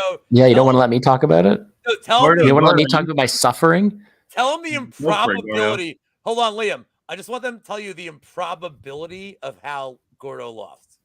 So, Liam, I'm sitting here, right, invited to talk to these beautiful men, and I'm like, okay, I'm gonna go on the show. It's like 12:30. I have class at like 8 a.m. tomorrow. I'm like, zoning in and out. And all of a sudden I hear, should we bet on it? Sure. And I think back and I'm like, okay, what did I miss? And they're like, one of them's on Vikings -3. The other one's on Commanders +3. They're like, well, what happens if it pushes? Like they're wagering a shoey on it. And they just go, Gordon will do a shoey if it pushes. And of course the Vikings win by 3. That's the only way I was at any risk at all. And I wasn't even like in this. I was voluntold to be in this. So now here I am, just on a shoey on a Wednesday night, because that's what you have to do when you go on the show is you have to just be voluntold to be the middle of this bet that should not cash at all. So, man, I should have like hedged out and played some like Vikings -3, like win by 3 exactly kind of bet just to cover my shoey. But I did it. That's what happens. Yeah, man, I like the Vikings to get it done there, but I wasn't sure if they would cover those 3 points. So in the end, that's what got you. They got you. Vegas landed on the number, dude. Well, hold on. No, they're missing. Hold on. See, he missed a very vital point of the story. The vital point of the story is that Wiz, I went first on that one, and I said, man, Tyler Heineken's been good to us. If for the show pick, I said I'm going to take Washington +3.5 because, like, man, this game just seems sketchy. And then Wiz made it his fucking lock that Minnesota was going to cover, and I'm like, yeah, boss. And he, Wiz and I did our thing. And I'm like, so we made a deal, do a shoey. And then out of nowhere, we're like, oh, and if it's exactly 3, Gordo lost. Like the bet was really like Wiz and I doing a shoey. And we're like, all right, well, Wiz has like Gordo has like 1% skin in the game here. So Liam, you fucked. You fucked, pal. You fucked. Hey, we'll see how it goes, man. You gotta pick another side, and we gotta get on opposite sides, and we'll see who's fucked in the end. We'll see. There's a lot of fucking left to be done, it seems. Yeah, we'll see who's the sharp. All right, sorry. I love the Horseman. To the Horseman on NFL. To the Horseman. To my favorite. Let's not quit our day jobs. I already quit. I've just recently come into a lot of money thanks to my new sponsorship with Talisker. Rich PD Moss, Pepper. Made by the game is next. Yeah, sorry. We have Houston at the Giants. Oh, fuck. Oh. The G-Man. Oh, please don't tell me I'm first on this one. What's Gordo? I have to be careful because we have 2 Giants fans for sure, and then a New Yorker in here. So, like, what do I do in this spot? I just traded away Saquon Barkley in my fantasy league, and I did not want to for this game because, man, it's going to be a battle of these running backs. I do think Saquon has the ability to run all over them, but the initial lean is to the over here, which is weird to say because it sounds stupid to me. But I do think that Pierce is going to get a lot of opportunities. I do think that Saquon's going to have the opportunity to get maybe 100 and a couple touchdowns. Both these teams struggle, and I do think it is actually going to be a let's say, a more fun game than other people think. I actually think the Texans keep it close. I'm sorry. I think they keep it close, and I think it's gonna be a fun back and forth game. Gun to my head to pick the Giants, but let's have some fun. Go the over 41. Lou, what you got? Show some love to the Giants. So this number, man, like at 6.5, I really liked Houston just because, I could pull my butt. And by the way, I grew up in New York. So like it's two New Yorkers. Like, Liam still lives there, but I spent a lot of my life in New York. At 6.5, I liked Houston because I just don't think the Giants should be favored by 6.5 over anybody. Like, they're a mirage, and I understand it. Like, I get it. But this number's 4.5 now, and it's like, oof. So I can't take a side here. I don't. 4.5 it's one of those numbers. Like anytime I see it in a bet, I'm like, nope, because that's Vegas saying like we nailed you. Like that's like the ultimate 50-50 line in terms of money. Liam, you're a narrative guy. So am I with a lot of these NFL bets. Like, I'm a narrative. Like, and 4.5 is that, like, how the fuck do you bet this? Especially when the numbers move too. So here's what I'm going to say. If you want to play this game, and I would advise you don't, like, Gordo's talking about the over, but like, man, I think running is going to be 90% of the plays are going to be running downs. Don't we have to give a play out on the show?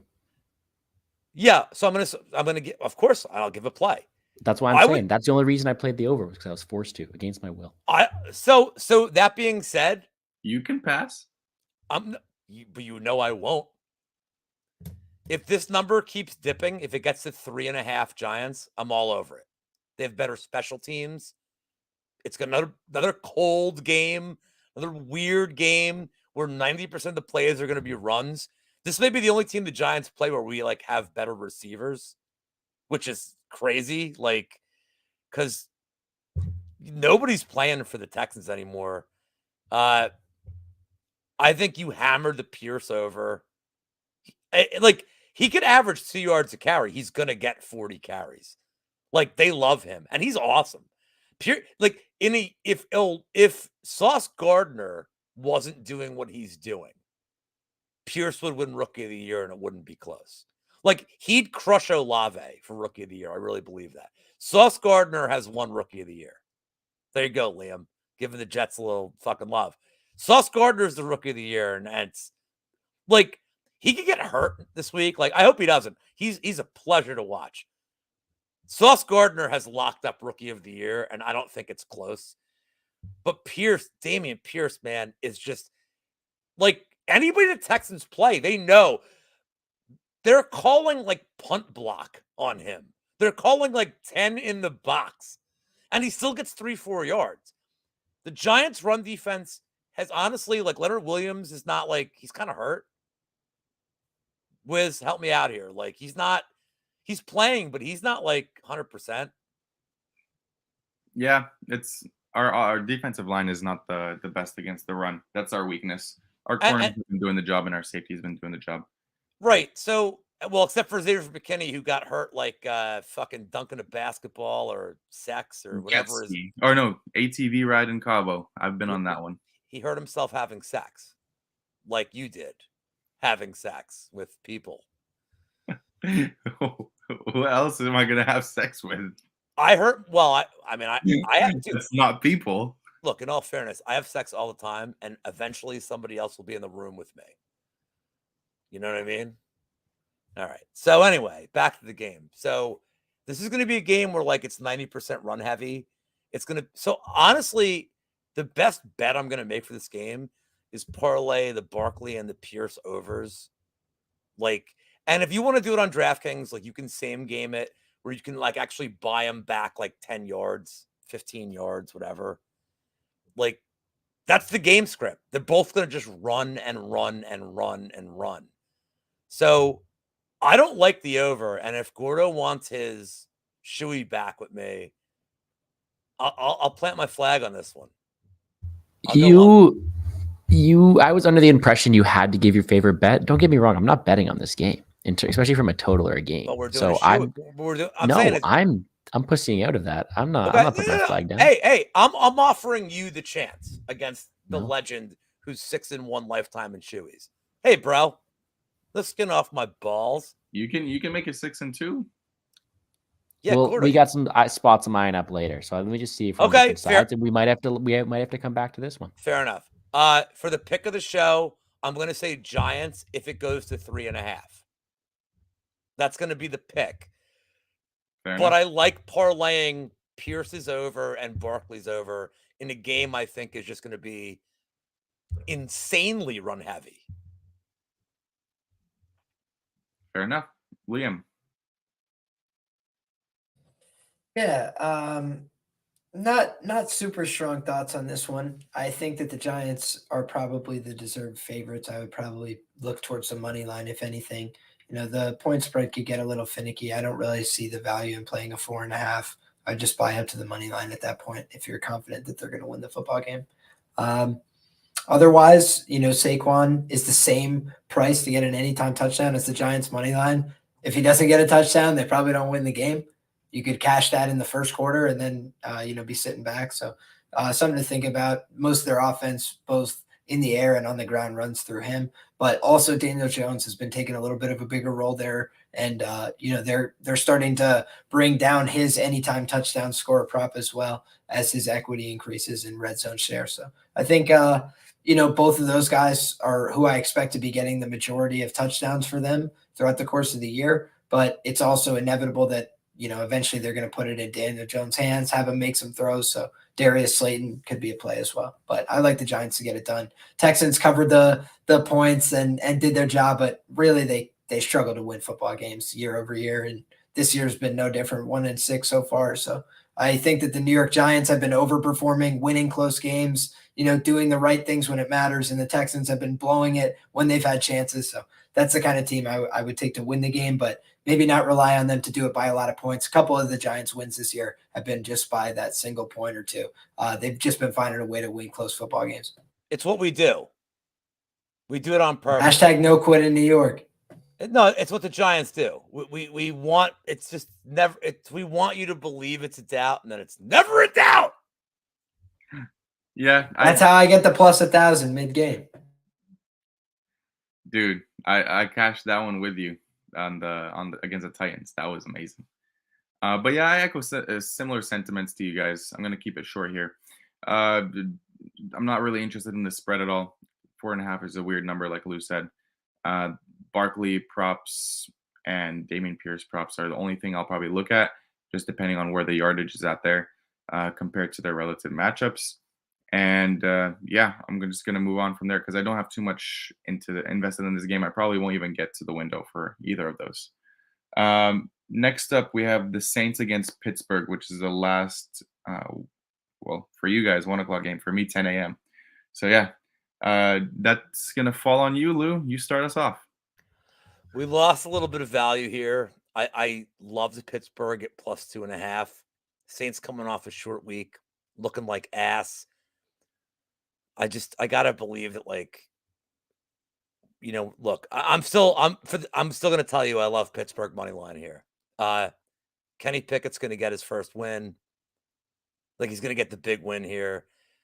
They're off a bye week. Mike Tomlin, we talked about coaches on short weeks, how they don't do well.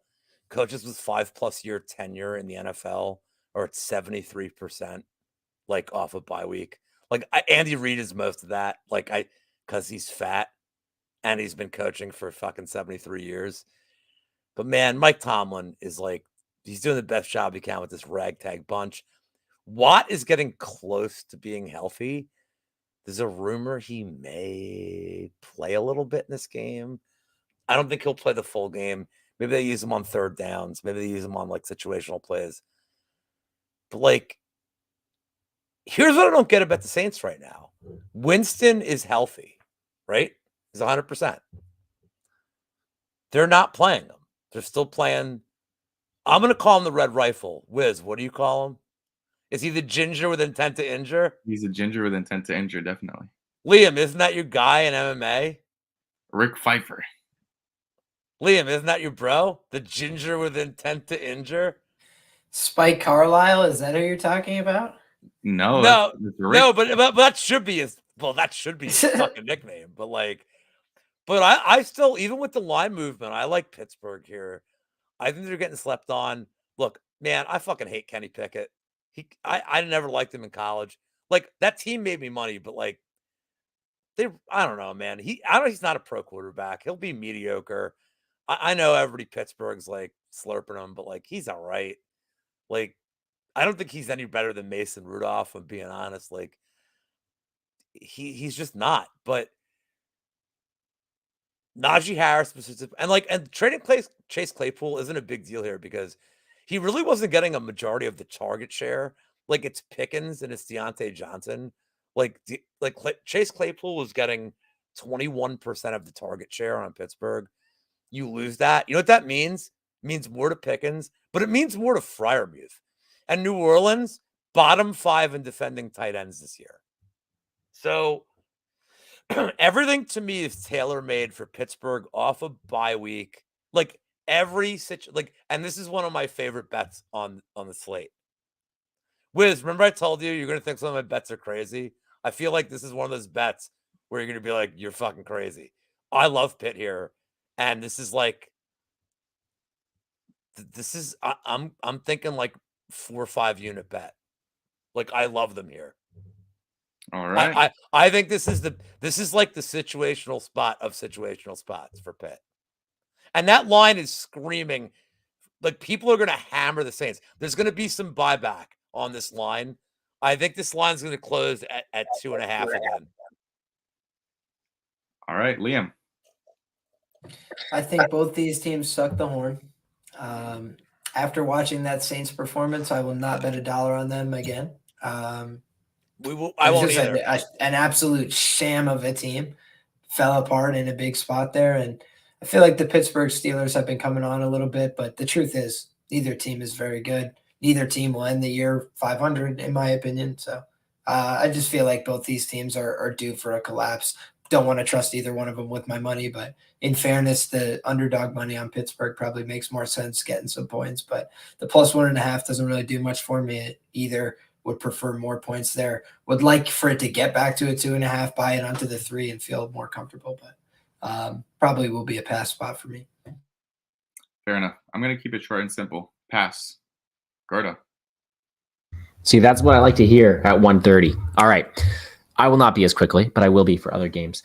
I have no intention to bet on this game, but I do think it's a buy low spot for the Saints. So, Lou, if you want to go shoey here, I got you. That's all I got to say. Oh. Because I don't have any action on this game, and I'm not going to bet on it. But if you want to have some action on it, I'll tell you what. I'll sweeten the pot, even though it's only 1.5. Money line. We'll just do money line's good. Let's go. Sure. And you know what? I don't care if I do a shoey, but at least I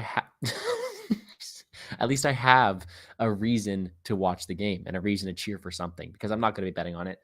Actually, I say that, but Kamara touchdown -115. I'm not going to bet it, but that's probably what I'd lean to if I had to.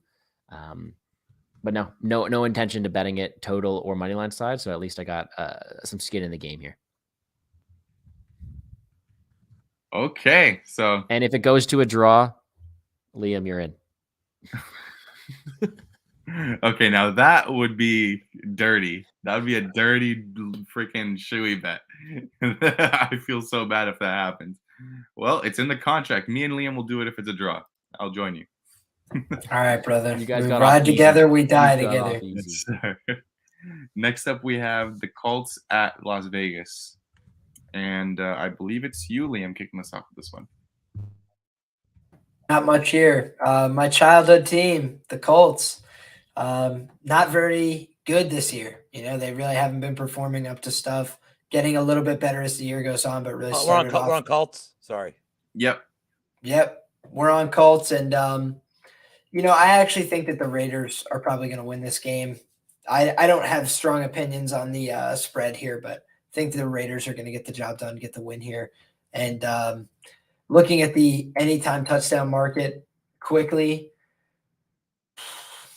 nothing really stands out to me as like a slam spot in this game. Mo Alley Cox at plus 850 seems a little bit wide. He's normally one of the top tight end targets for the Colts, but yeah, I don't think that the Colts have been doing much through the air this year. Onto their second quarterback of the year, I believe. So yeah, it just feels like a pass spot for me. Raiders probably get it done.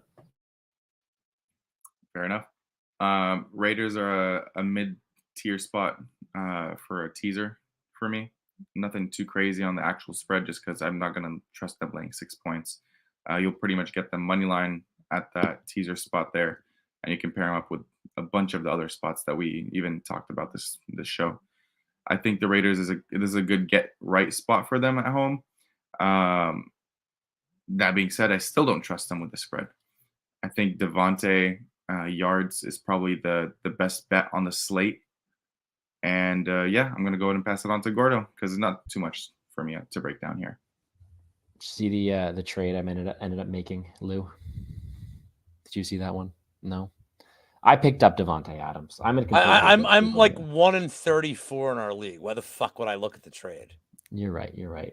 Wiz tried to get CMC off of me, but he was offering me Gabe Davis and Jamal Williams. So I and Mike Evans, but I picked up Devontae Adams here.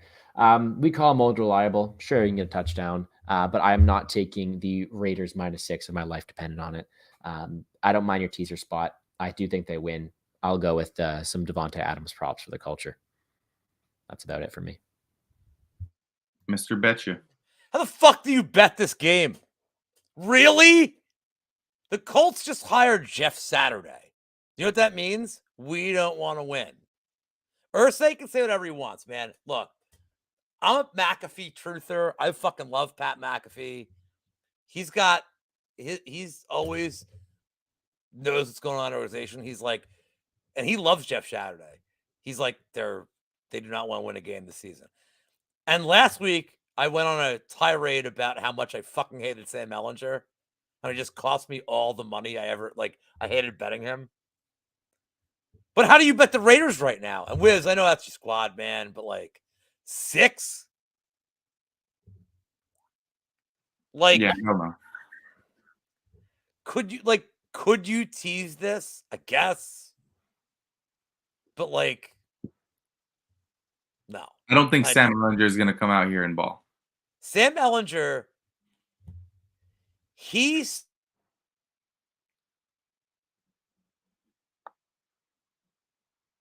You're on mute.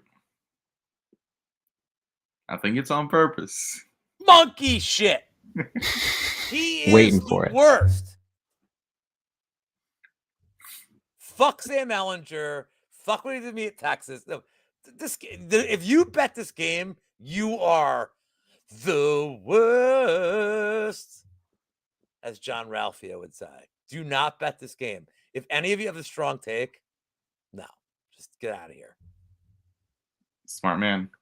It looks like we can move on to the next one then. It's Dallas against the Green Bay Packers. And, where did I start off here?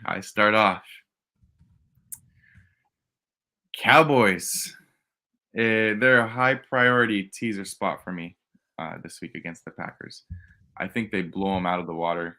I'm kind of interested in the pick 6 line here. Defensive touchdown, defensive last touchdown too. Just because I think the game script's going to be Green Bay down by a big number and Aaron Rodgers just airing the ball out. And that's going to lead to a Trevon Diggs pick 6. That's exactly what I'm predicting here. So, yeah, give me Dallas as a big teaser spot. I'm going to be all over Dallas. Even at home with Green Bay, I don't think I can even go near the spread. And the Cowboys are only 4.5 favorites, which makes it even that much better for that teaser spot. So we're getting some points, plus 1.5, depending on what teaser line you take. I think they get it done pretty easily here, early and often. I like the first half team total as well. Yeah, you're. We'll clip that when Trevon Diggs gets that pick 6 at the end for you. Give me Cowboys first half -3. That's the bet I'm going to make here. I think that you're right. I agree that it's going to be Rodgers trying to air it out. And you know what? As much as he's been god awful recently. I wouldn't put it past him if he has some decent success throwing it here. Not going to put my money on that. I'm just saying I don't mind the first half prop. -3 seems like a decent number. Money line's only -180 for first half. Maybe I take that to be safe. But I do think Cowboys are able to get it done, but nothing with too much confidence. We're going to leave that to Uncle Lou below us. What do you got in this one? Just doing God's work right now. I put this up for a reason. This will be my bet. Under 19.5 team total for Green Bay. They can't be trusted. They're an awful team. This line is sketch as shit. It's going to be a public number too. So I expect it to get just completely crushed in Dallas. Like Green Bay is a public team, but they know now, man. Dallas is going to be hammered here. Dallas 6-2 against the number. Green Bay 3-6. Both playing to the under at a very good clip, 3-5 and 3-6. I just don't know how Green Bay scores. And now Romeo Doubs is out. So no Romeo Doubs and Aaron Jones. I'm just, again, I can't give you my source. Wiz, I'll give you guys my source off the air. My source has been pretty good. James Krause. James Krause is not my source.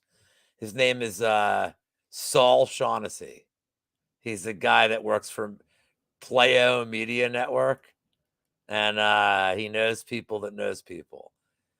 So my source tells me that Aaron Jones will not be playing this weekend. They have not announced it. Aaron Jones is going to be out. So A.J. Dillon's going to be the primary back. I like A.J. Dillon too. Like, he's a bowling ball. He's old school. He's like Leroy Horde. You guys don't remember Leroy Horde, but Leroy Horde has one of the greatest NFL quotes ever. If you need 1 yard, I'll get you 3. If you need 5 yards, I'll get you 3. Like, Leroy Horde was just a bowling ball that's like, that's as far as I can go, bro. Get you 3 yards every goddamn time. So let's say Jones, even if he's limited, you're getting a lot of Dillon. You're getting, who's Rodgers throwing to? Tunyon, stop. He's okay. Bunyan? Lazard. Christian Watts. Lazard's been hurt too. Like, he's playing. Sammy Watkins is like, what a plummet. And Christian Watson hasn't done dick. So 19.5 against a crazy, ravenous defense where Green Bay's offensive line is terrible. Look, in all fairness, you want to make this simpler? They just scored like 6 points against Detroit, or 9. They're going to score 20 or more against Dallas. They scored 9. They didn't score 10 points against fucking Detroit. I'll take my chances with them not scoring 20 against Green Bay, or against Dallas. Please and thank you. Next. Liam. Nothing. I think that the Cowboys probably win this game. I think that Green Bay is a poverty franchise right now. Fair enough. Short and sweet. Next game we got is the Cardinals at the Rams. And I believe, Gordo, you start this one. Yeah, son, after some pretty disappointing 425 games from both these teams last week, they're playing each other here. And I have no faith in Kyler Murray. And that is maybe personal bias because my best friend's a Cardinals fan, and we complained about him together last week. But especially if you're not really going to look, I know Hopkins got locked up a bit, but if you're not going to look his way, I don't think they're able to do much here. Struggling offenses. Is what's going on with Stafford here? Actually, is Stafford out? Well, wait till it gets to my turn, then I'll give you. Oh, you don't have intel on it? We'll wait till it gets to my turn then. Okay, sorry, I don't got He's in Shaughnessy. He's in concussion protocol at the moment. Okay, I guess that should lead you towards the Cards, but I can't do it yet. Gun to my head, we'll take Kyler Murray for a bounce back spot, but I can't trust him, so I will not be betting this game.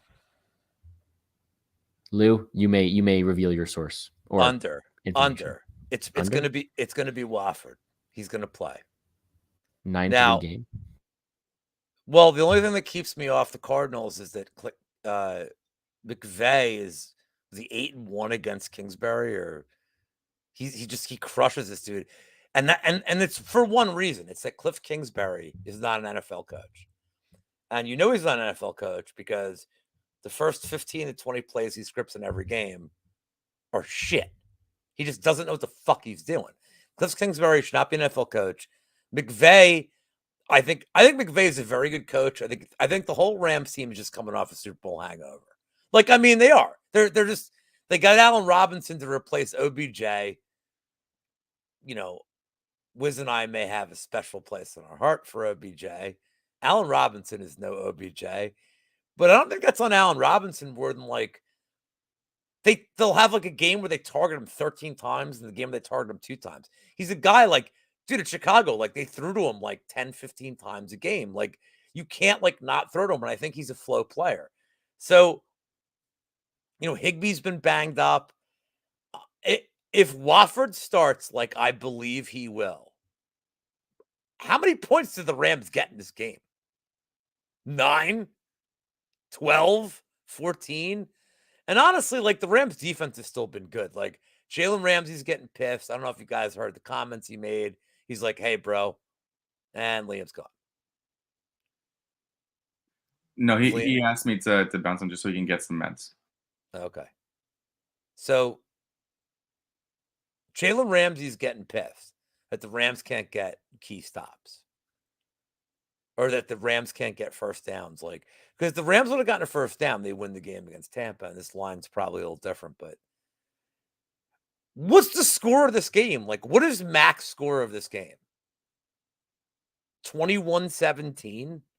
Like, and I'm talking like that would require a lot of crazy shit. So under. I am hammering this under. I don't like any of these games late. I just don't. How's this game get over 41.5, man? How? Can you guys tell me how this game gets over this number? It doesn't. By the way, hold on. While we have Gordo here, I'm here. I want to ask, why don't you like betting under? Is it a psychological thing, or is it just a telltale sign to get out of the game? I'm not saying like a jerk. I'm asking. I bet unders. You said you don't like to bet unders. Oh, just when I'm cheering, I don't want to cheer for a boring game, but when the line is right, I will do so. And this is a spot where I'll probably do so if I had to choose one. But if you got to give me a choice between a good game going over or a boring game going under, I'm going to cheer for the over here. So I will be taking the under in this spot, but typically I like to bet over just because they're just more exciting. Fair enough. Last game on Sunday, we have the Chargers at the. I keep saying the Rams. The Chargers at the Niners. Fun game, dude. That's gonna be a fun game. Can I expedite it? Lou, you start us off here. I'll expedite it. Tease it and be done with it. 7's a lot. I like Herbert. I know he doesn't have weapons. Just tease it. The Chargers are bottom 10 in run defense. It could be a lot of McCaffrey and Debo. I think San Fran wins at a very high clip in this game. But just tease it. End your night. Like, end your teaser with that. At San Fran -1, or however you want to do it, 6, 6.5, 7. End your night with that one. I think San Fran wins this game at a very, very high clip. The Chargers are very lucky they won last week. But Dicker. I feel like Dicker the kicker, man. Dicker the kicker. Hold on. Name the college. Where'd Dicker go to college? Oh, I don't know. Texas. I'm Canadian. I get a pass. He went to the Canadian. They call that the Canada of Texas, where he went. Texas. I do not know anything about college ball, my friend. I get a pass from this. I would say tease it down, and for props, I mean, honestly, I'll leave the 1 touchdown prop on the Chargers to Gordo, because I know what he's going to say. Because he's our boy. Well, he's our boy. So I'll leave that to you. But you can't go wrong with like Debo and C-Mac props here. This is going to be so run heavy. The Chargers run defense is, again, They're 25th in the league. Like they're awful. Their run defense is so bad that what does Jimmy G have to do? Like, and by the way, if you want to put like a sneaky prop, I always like the Ayuk props with him because Jimmy G just has like some weird fucking like mind meld with him.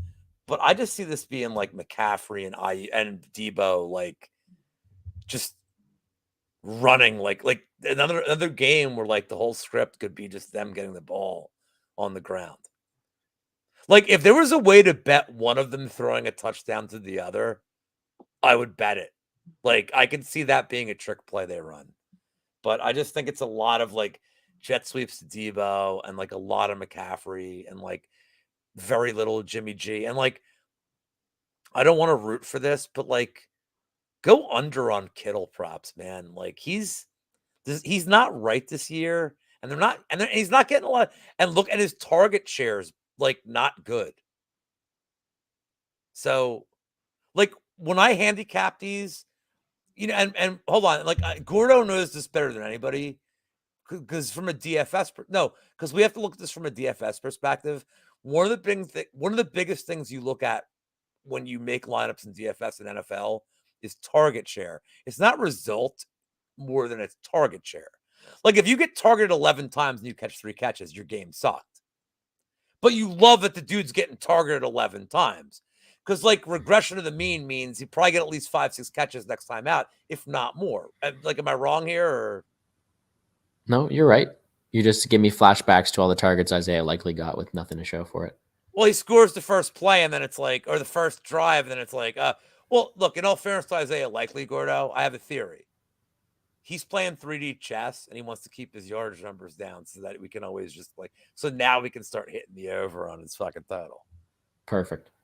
I said it to John Highslop, who's like a prop guy, but like, I just think that like Kittle's getting less and less looks because now they have McCaffrey and it's like Kyle Shanahan just knows like, holy shit, I have all these like weird options I can do.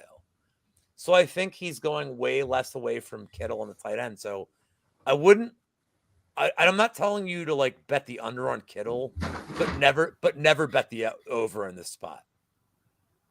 And LA, by the way, 8th best team against defending tight ends. So for what that weird stat is worth, like whether teams not throwing their tight ends or whatever, I'm just saying like LA doesn't seem to give up, or San Diego, LA, whatever. Wiz, you're in California. What city are they playing now? LA. La. So, In La at the Sophie. So to me, I'm going to tease San Francisco down to end my night, and I'm going to play McCaffrey and Debo overs. Rushing totals. Makes sense. Liam. Won't have much on this game except McCaffrey anytime touchdown and probably multi-touchdown markets. He did it in his first game with them, and I just feel like they're going to try and lean into him and try and build some momentum. He was basically taking them from a non-dynamic offense to a dynamic offense in his first couple appearances. So I think McCaffrey is going to be the guy that they look for. That also points to lose under on Kittle. I just think the offense is going to run through him this weekend. So that would be my take on the game. Got you. My favorite spot on the board for a teaser is this Niners spot. So Niners Cowboys is the official teaser for me. Teaser! Yes, sir. Biggest play for me this week is going to be that Niners Cowboys teaser. It's as simple as that. The Chargers have no answer to rushing attacks, and McCaffrey is going to be a whole load of trouble for him. And the Niners get really creative with their rushing attack. So I think they're going to have a lot of success in that department, and that's going to open up the lanes for Ayuk, for Kittle, and for Debo. So I think the offense is just going to have a really good day against this Chargers team, who are currently banged up without their 2 best receivers and have shown really lackluster performances lately. So they will both be out. Exactly. Yeah, they're without him. No, Allen is still listed as questionable, but my intel, I'm telling it. Can I add to your teaser thing if everybody's watching the show, like on like replay? Yeah, go for it. These are 2 teaser pieces. If you want to do 3-team teasers that are 6 points, you'll get like plus 150 on most books. Like, dude, the Cleveland over, tease that down. I don't like teasing across 0. I hate it, but like Chicago plus 3.5 in the divisional game's probably all right. Pittsburgh plus 8.5 is probably all right. Like, there's if you guys, I'm saying is if you guys want to do 3-team teasers with the 2 pieces we gave you that Wiz just gave you, like you can make some fucking serious. There's options. Like there's a lot of good pieces. Seattle plus 8.5. Like there's a lot of 3-team teasers you can do with the pieces that Wiz gave you. Yes, sir. Gordo. Yeah. I know Lou wants me to say Eckler touchdown. Typically it's been a money maker. No, I was gonna say Everett. No, Everett. Everett. That's Oh, our we boy. always. That's our boy. Gerald Everett's our boy, dude. Everett's dead to me, man. It's Eckler. Oh, he's gonna score this week. Just for that, I hope he does, man. Hold on, what's our shoey bet? It is the Saints and Steelers game. You don't want to do Everett? No, because I'll cheer for Everett with you, and I think that if the salary's right on DraftKings, they'll be getting to him. All right. I think that historically I've gone heavy on Chargers overs. It burned me last week. I did lose that one. I think that with the dynamic offense of the 49ers, that this game could very possibly go over here. I know CMC is going to tear people up just because I traded him away this week. So I know he's gonna go crazy. Either way, give me the over as my spot here, and just give me an exciting Sunday night game. Perfect. And this leads us into our last game for the week. It is Washington Commanders at the Eagles. And Lou, lead us off. Yeah, let me see. Actually, no, it's actually Liam leading us off. Great. I got you, homie. I think that the Eagles are going to win this football game because the Commanders suck the horn. Shocking. But I also don't know that they're going to cover. You know, I'm starting to see 10.5s. There's 11s out there as well. I think that, the Eagles are probably going to win this game by a touchdown, but I don't think that they're going to win it by 10 points. So, maybe Washington plus the points. Can't trust them either. So probably just a pass spot here. I just think that the Eagles, maybe the Eagles team total over, depending on what it's set at. They just feel like they could score points at will in most games, especially in the first half, and wasn't really the case in the most recent game. I think playing into that recency bias, I think they're going to put up touchdowns here. I think it would be the Commanders. I would be more worried about scoring points when it comes to the total for this game. So I'd look more towards the team total market potentially. Fair enough. Yeah, I actually tend to agree on the Commanders plus side here just because it's a divisional game. These games usually play a little bit tighter. But do I want to trust the Commanders here? Probably not. I'll probably look towards what that Eagles first half team total is. That's 13.5. 13.5? Oh, yeah. I'm hitting that. That's probably my only bet on that game. So give me the over 13.5 in the first half team total for the Eagles. And I'll probably sprinkle a little bit on a prop parlay with Miles Sanders touchdown and AJ Brown touchdown. But that's all for me. Dude, words out of my mouth. I pulled that up again. I'm with you there. Give me the Eagles team total in the first half as probably my only really appealing bet for right now. That's probably going to be it. Lou? I am going to same game Eagles first half spread with their team total. I've been hammering Wiz since the jump. There's been 2 trends I've telling you have been so solid. Eagles first half, Giants second half. Right? That's true. Seattle game was the only game the Giants didn't win second half. They have 1 loss. Eagles 1 loss on a short week to Houston. Here's a better stat. Liam, you want stats? Liam, do you like Sure. numbers? I like numbers. Do you know what the Eagles average in the first half of games this year? 20 19. Oh, damn. 20.8 points. Do you know what Washington averages this year? The not Redskins. 7.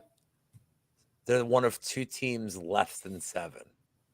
Wah, wah, wah. Now, in all fairness, a lot of that was Carson Wentz being the worst. But Liam, you brought up all these very good points about what. Yeah, Sensei. I'm talking to you, bro.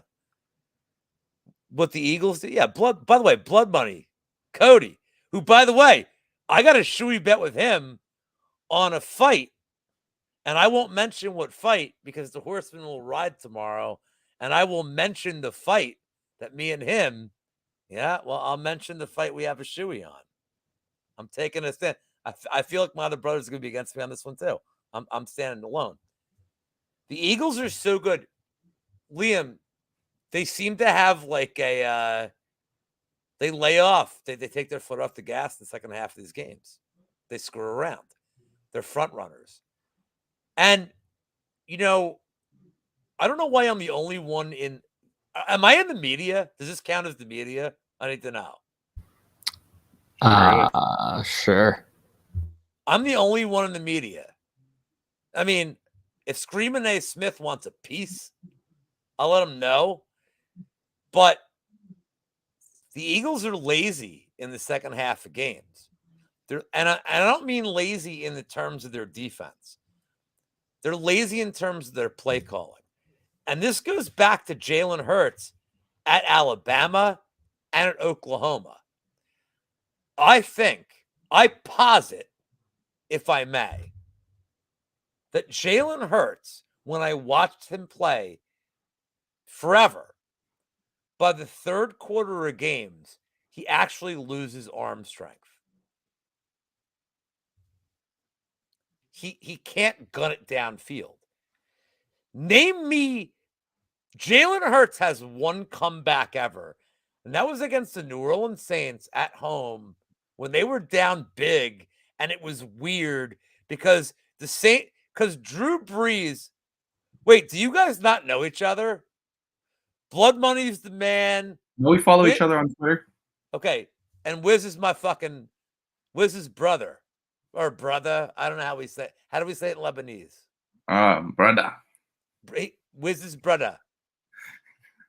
Wiz is my man, dude. I'm glad you subscribed. All good things on Wiz's channel. And subscribe to Gordo and Liam's channels too. Like, it's just don't subscribe to the MMA Engine.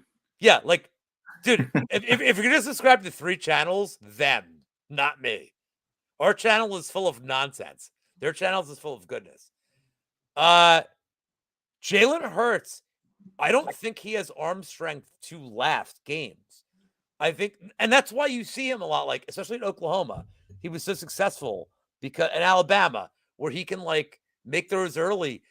This has been a pattern in his career that no fucking pro is going to tell you. No tout's going to tell you. His arm. So I'm going to give you the stat that I had to look up and like exhaustively see this. And this is why the Eagles are not going to like do well in the playoffs. Miles per hour on his throws dips 4 from the second to third and another 6 in the fourth quarter. He doesn't have the arm strength. He's basically a pitcher that can throw 4 innings. And the Eagles have been murdering fools so bad. So I'm telling you this right now. Wiz, do you trust me with this kind of advanced shit? No, of course. No, I pull out, because you've seen me pull out like numbers out of my butt. I'm telling you right now, any game the Eagles that's a close game late, they're going to struggle this year. The Giants are going to be the team that fucking beats them. You son of a bitch. You took my hot take. That's my long-standing hot take that these fucking frauds will be exposed against the New York G-Men. Well, you got, I mean, enough here. Wiz, can you say it right? The G-Men. The G-Men. I used to sing. It's fine. I have better lung capacity for that.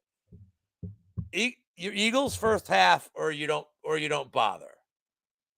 Like until the Texans game, 7-0 against the number. That second quarter stats good. I'm just telling you, like that's. But if you have to bet full game, Wiz, he's our boy. It's Heineke season, man. It's Heineke, dude. If I could choose a game to end in a draw, it would be this one. Hold on, we got Liam on. Liam, unmute yourself. Liam Called out. No, I'm not calling him out. Liam is one of my like favorite dudes, and he's an expert. So here's my question, Liam: are there dudes in this space? Yeah, he's an asshole. He has an Ohio State tonight. He's an asshole. Liam, are there fighters?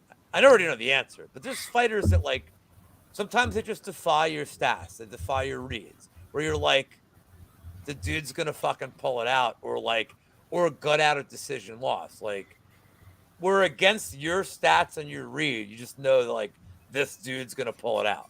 You know that, like, right? I hear what you're saying. Heineke and I also see the OH in the chat that necessitated an I and an O in response. Like a true American hero. Heineke's our boy.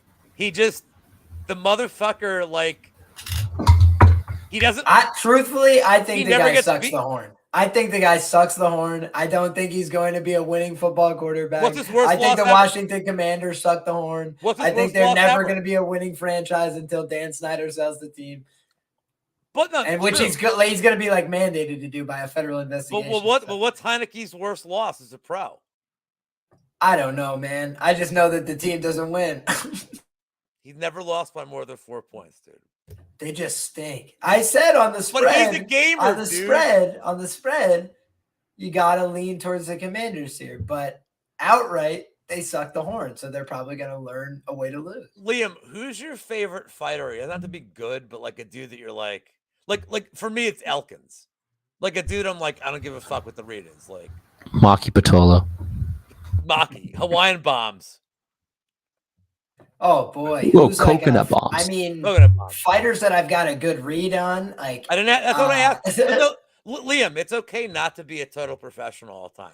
GM3 is like the guy I've normally gone to bat with, but I've definitely sold him down the river a couple times, dude. I'll be honest with you. When the time comes, I'll sell anybody down the river. I'm a bad guy. I'm a merchant. I take you. I praise you. I say thank you so much for all that money you delivered. And the second I think you're gonna lose, I bet the other guy, and I just move on. And I'm like, thank you for all the time and the memories. It was all beautiful, but now this guy. Who's your guy? I'll tell you. I gotta tell you, Wheezy's guy. I gotta include him in here. But who's your guy, Wiz? I don't really have a guy, to be honest, but it's you don't have the one dog. You're like, he's gonna pull it. I mean, I've been watching Volk since the beginning of his career, so it has to be Volk, and I know that's a. Well, you know what? A dog. Wiz, you know why you're a jerk? Because I know who your dog should be, and I know who your dog should be because you just fucking interviewed him, dude. I mean, I love Damon Jackson. I love me some Damon Jackson. He's a motherfucking dog, dude. Like, he's a third. Dude, there are guys you auto bet third round. Damon Jackson's an auto bet third round in every fight. GM3 is the ultimate auto bet third round guy. Yeah, that's true. I thought we meant guys who we know we're going to lose. Smokey Patolo is like my favorite, but he's lost me so much money. By the way, Weezy's guy is JSP. Weezy's like massive. Pierce, yeah. He's massive, like JSP, dude. He loves him. He's a favorite every fight. JSP, this fucking guy. He can't stop being a favorite. You kidding me? But he's got to find a dog. Well, you know, Weezy's he's old like me. He's old like me, Liam. Leave me alone. Cool. Well, I wanted to thank everyone for joining in. Liam, thank you for hopping on. First time on, hopefully for many more. Gordo, as always, you're always welcome. Lou, I fucking hate you, but I fucking love you. Brother. I wanted to thank everyone in the chat for being super engaging today. This was really fun. And then you guys already know we're going to be back tomorrow on Play and Fade Sports for the UFC 281 four Can I re- horseman breakdown. Hold on, Wiz. Can I just, in case these people don't know, we are massively dominating the last 3 weeks doing the show. Like, not joking.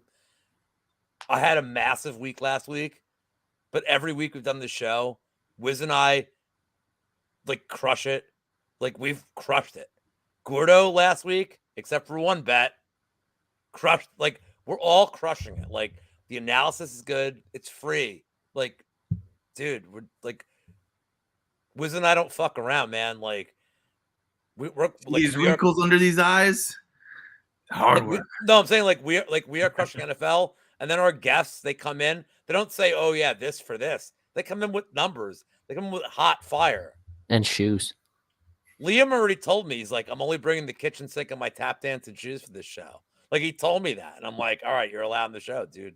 Like, he didn't tell me he's wearing the OSU shirt, but he said, "I have the kitchen sink in my hands." I'm like, "You're on the show, dude." We say things like all the New York teams have at least 6 wins in the NFL. We say things like if you bet against Geno Smith and the Seattle Seahawks, you've gone broke this year in the NFL because Geno Smith's the breakout star of the year. These are the kind of things that I say over here, and so I appreciate the platform to say them. And tomorrow when it's UFC, I'm the one that's like, I defer to all of these guys because I know less than all of them, and I'm just going to be over here. So I'm taking advantage of it. Don't worry, guys. He has a name, Justin. It's Greg Dulcich.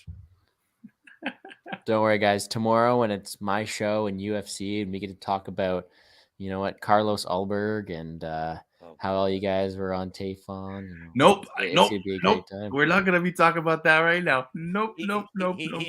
Yeah. Gordo owes us that. Gordo owes. Anyways, that was my worst take. it was a pleasure. I wish you guys the best this weekend. You know what? Let me just say, probably an L for me, to be honest. Like, coming on this show, doing a shoey, being here for 2 hours, getting my team made fun of. Like, hold on, I got to do it this way. To Wiz. This is the Wiz. We made that happen.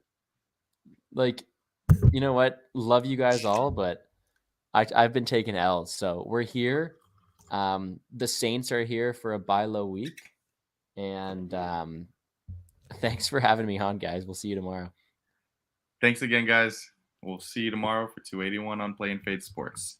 Let's go.